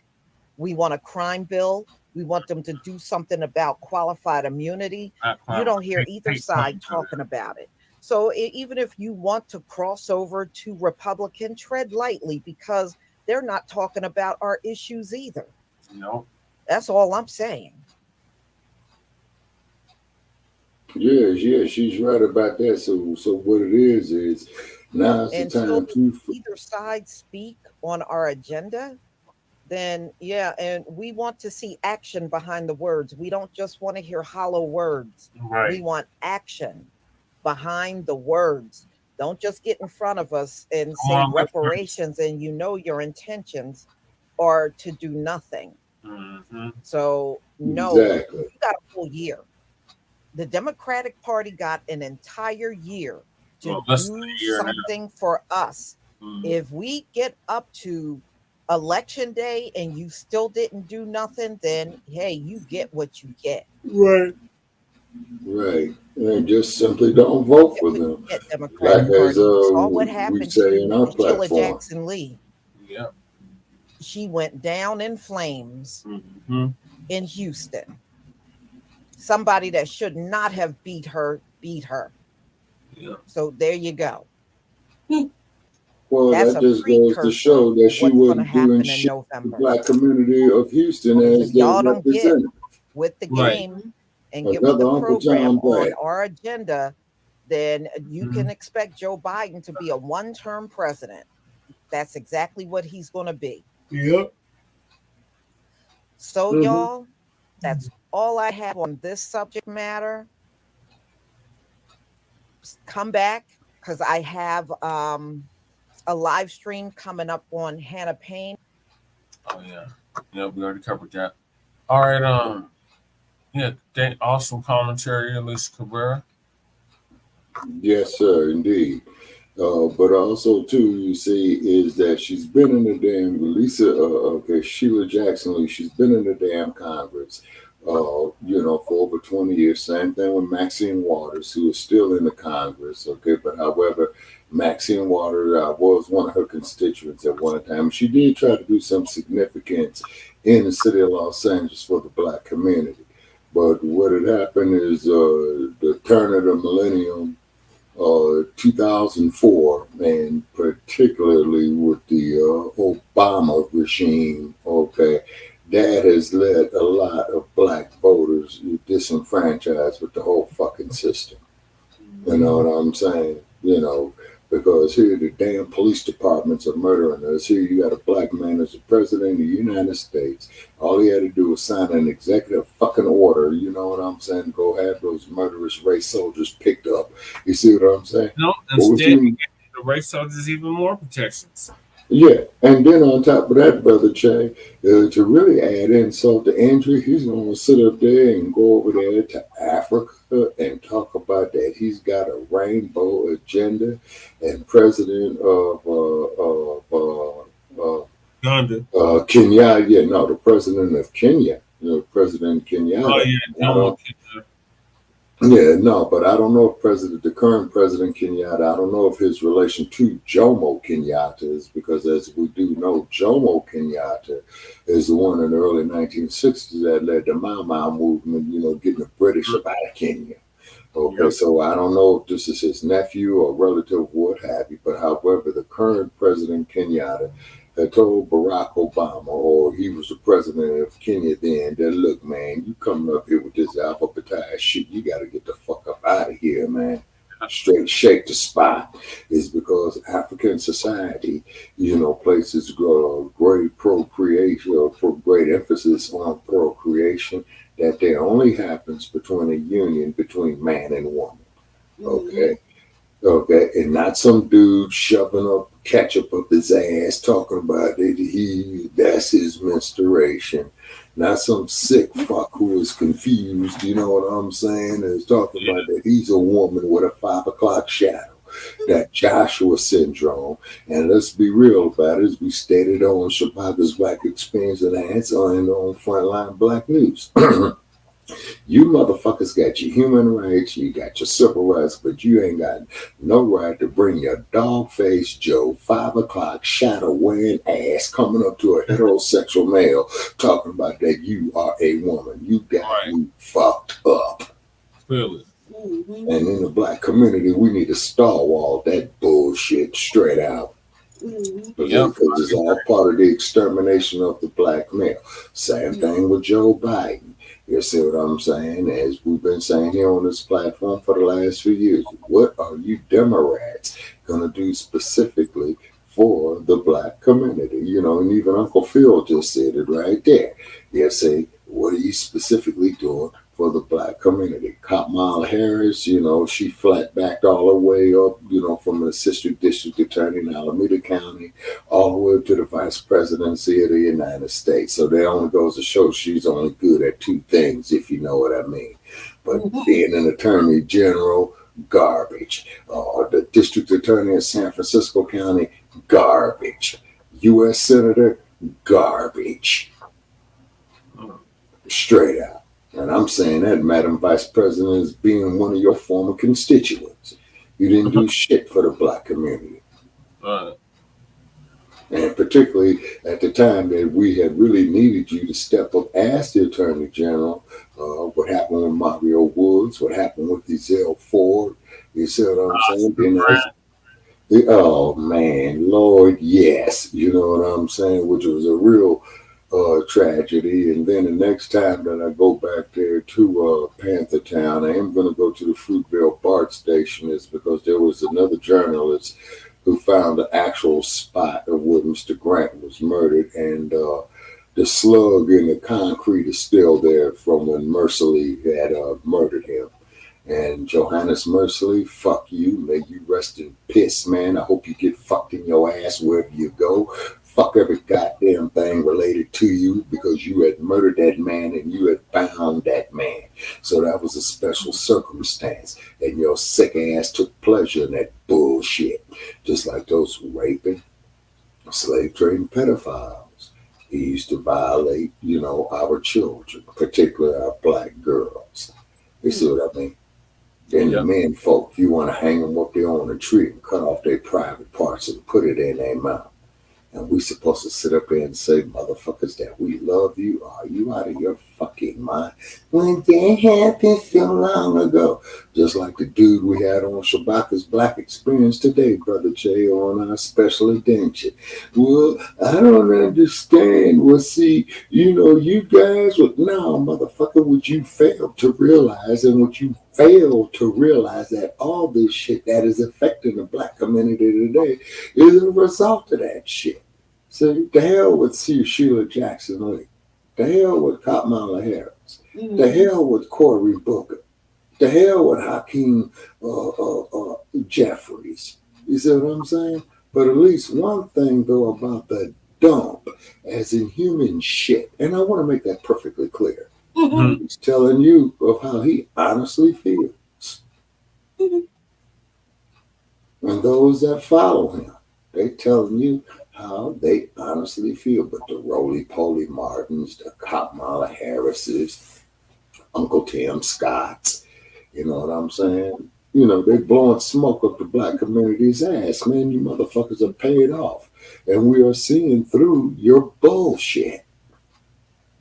And that's pretty much what Ms. Cabrera was saying right there. We're seeing through this dumb shit. And then Barack Obama, like I said, first black president. I was through Denver, Colorado when he got the nomination in 2008. You know what I'm saying? Change that we could believe in. I'll never forget. Change that we can believe in. Look what the fuck he did. And goes over here to Kenya. African society that places great emphasis on procreation when it only happens between man and woman. He goes up there, the gay shit. And they told him, no, man, you got to get up out of here. Right. Next stop was Addis Ababa, Ethiopia. He on Air Force One. Head of state of Ethiopia says, hey, man, we heard about your escapade down there in Nairobi. Don't even bother landing here with that shit. Take that shit to Europe, man. You know what I'm saying? Take it to them fuck boys in Athens. Okay? Take that nasty shit to Socrates and Plato's and those freaks. You see what I mean? Plagiarizing bastards coming down there to our continent talking about what they created when they stole shit. Right. Exactly. How you gonna create something that you stole? Yeah, exactly. And you ain't created shit yet, so that's plagiarism. So my closing. So in my closing comments tonight, very, very good show. We do apologize for our impromptu episode of Shabaka's Black Experience today here on Saturday. It's because, we had technical difficulties, or Blog Talk itself had technical difficulties, or somebody's out trying to sabotage the motherfucker, or they trying to sabotage, powerful black words or whatever. But whatever the case may be, listen to our past episodes. We're trying to grow that podcast right there. We damn sure is trying to monetize it, to go out here and get frontline black news that deals with us. You see, because we're tired of looking at these idiots and assholes on CBS and Cartoon News Network and Fox News and all that old shit. Fuck Gutlib in his ass. Later for raggedy ass Tyrus who shows up there with Gutlib, you know what I'm saying? And good bastards are welcome to give us a call every Tuesday at 516 418-599-6. All ass scratchers, yassa bosses, like Pianki and them, kiss our ass. Yep, that's right. And those are my closing comments from Las Vegas, Nevada. All right, thank you for coming on, Shabaka, our West Coast correspondent. We will see. All right. Okay. All right. Go big. All right. Y'all have a nice night, too. All right. Great show. Great show. Okay. All right. All right, so we're going to bid Shabaka good night. Lady Chill, what are your thoughts on It's only gonna get worse. the Democrats on It's only gonna get worse. Yeah. And now that there are certain states that aren't even allowing them to debate, it's even gonna get worse. Mm-hmm. So it's not. They're not helping themselves at all. So it's just gonna get terrible. Yep, I concur. Yep, this is just the beginning. But it's getting late, Black family, so I think I'm gonna close the show out right now. Gotta get to part 2 sometime today. But the topics we didn't get to are Eric Adams, migrant situation or migrant crisis. There's no help in sight for him. That's what you get. You said that you could take them all in. You welcome them, and here you go. It's backfiring right now, right in front of your face. Ooh, let's do it. All right, so we got man in viral Alabama Riverfront brawl, the chairman. Oh, man, I was hoping we would get to that. Avoids jail, and states are finding loopholes in the Crown Act. And Harvard president survives anti-Semitism accusations. So, we'll be discussing those on part 2, along with other topics that we weren't able to get to tonight.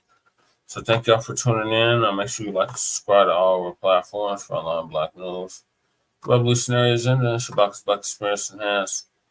Do you have anything to say before I close out the show, Lady Chair? Nope. Make sure y'all check out Lady Chair's last RBA. Damn. The last one, Jesse? The most recent one. And check us out later on today for part 2. So peace, love, light, reparations and separations, and Black empowerment. We will see you later on. Peace.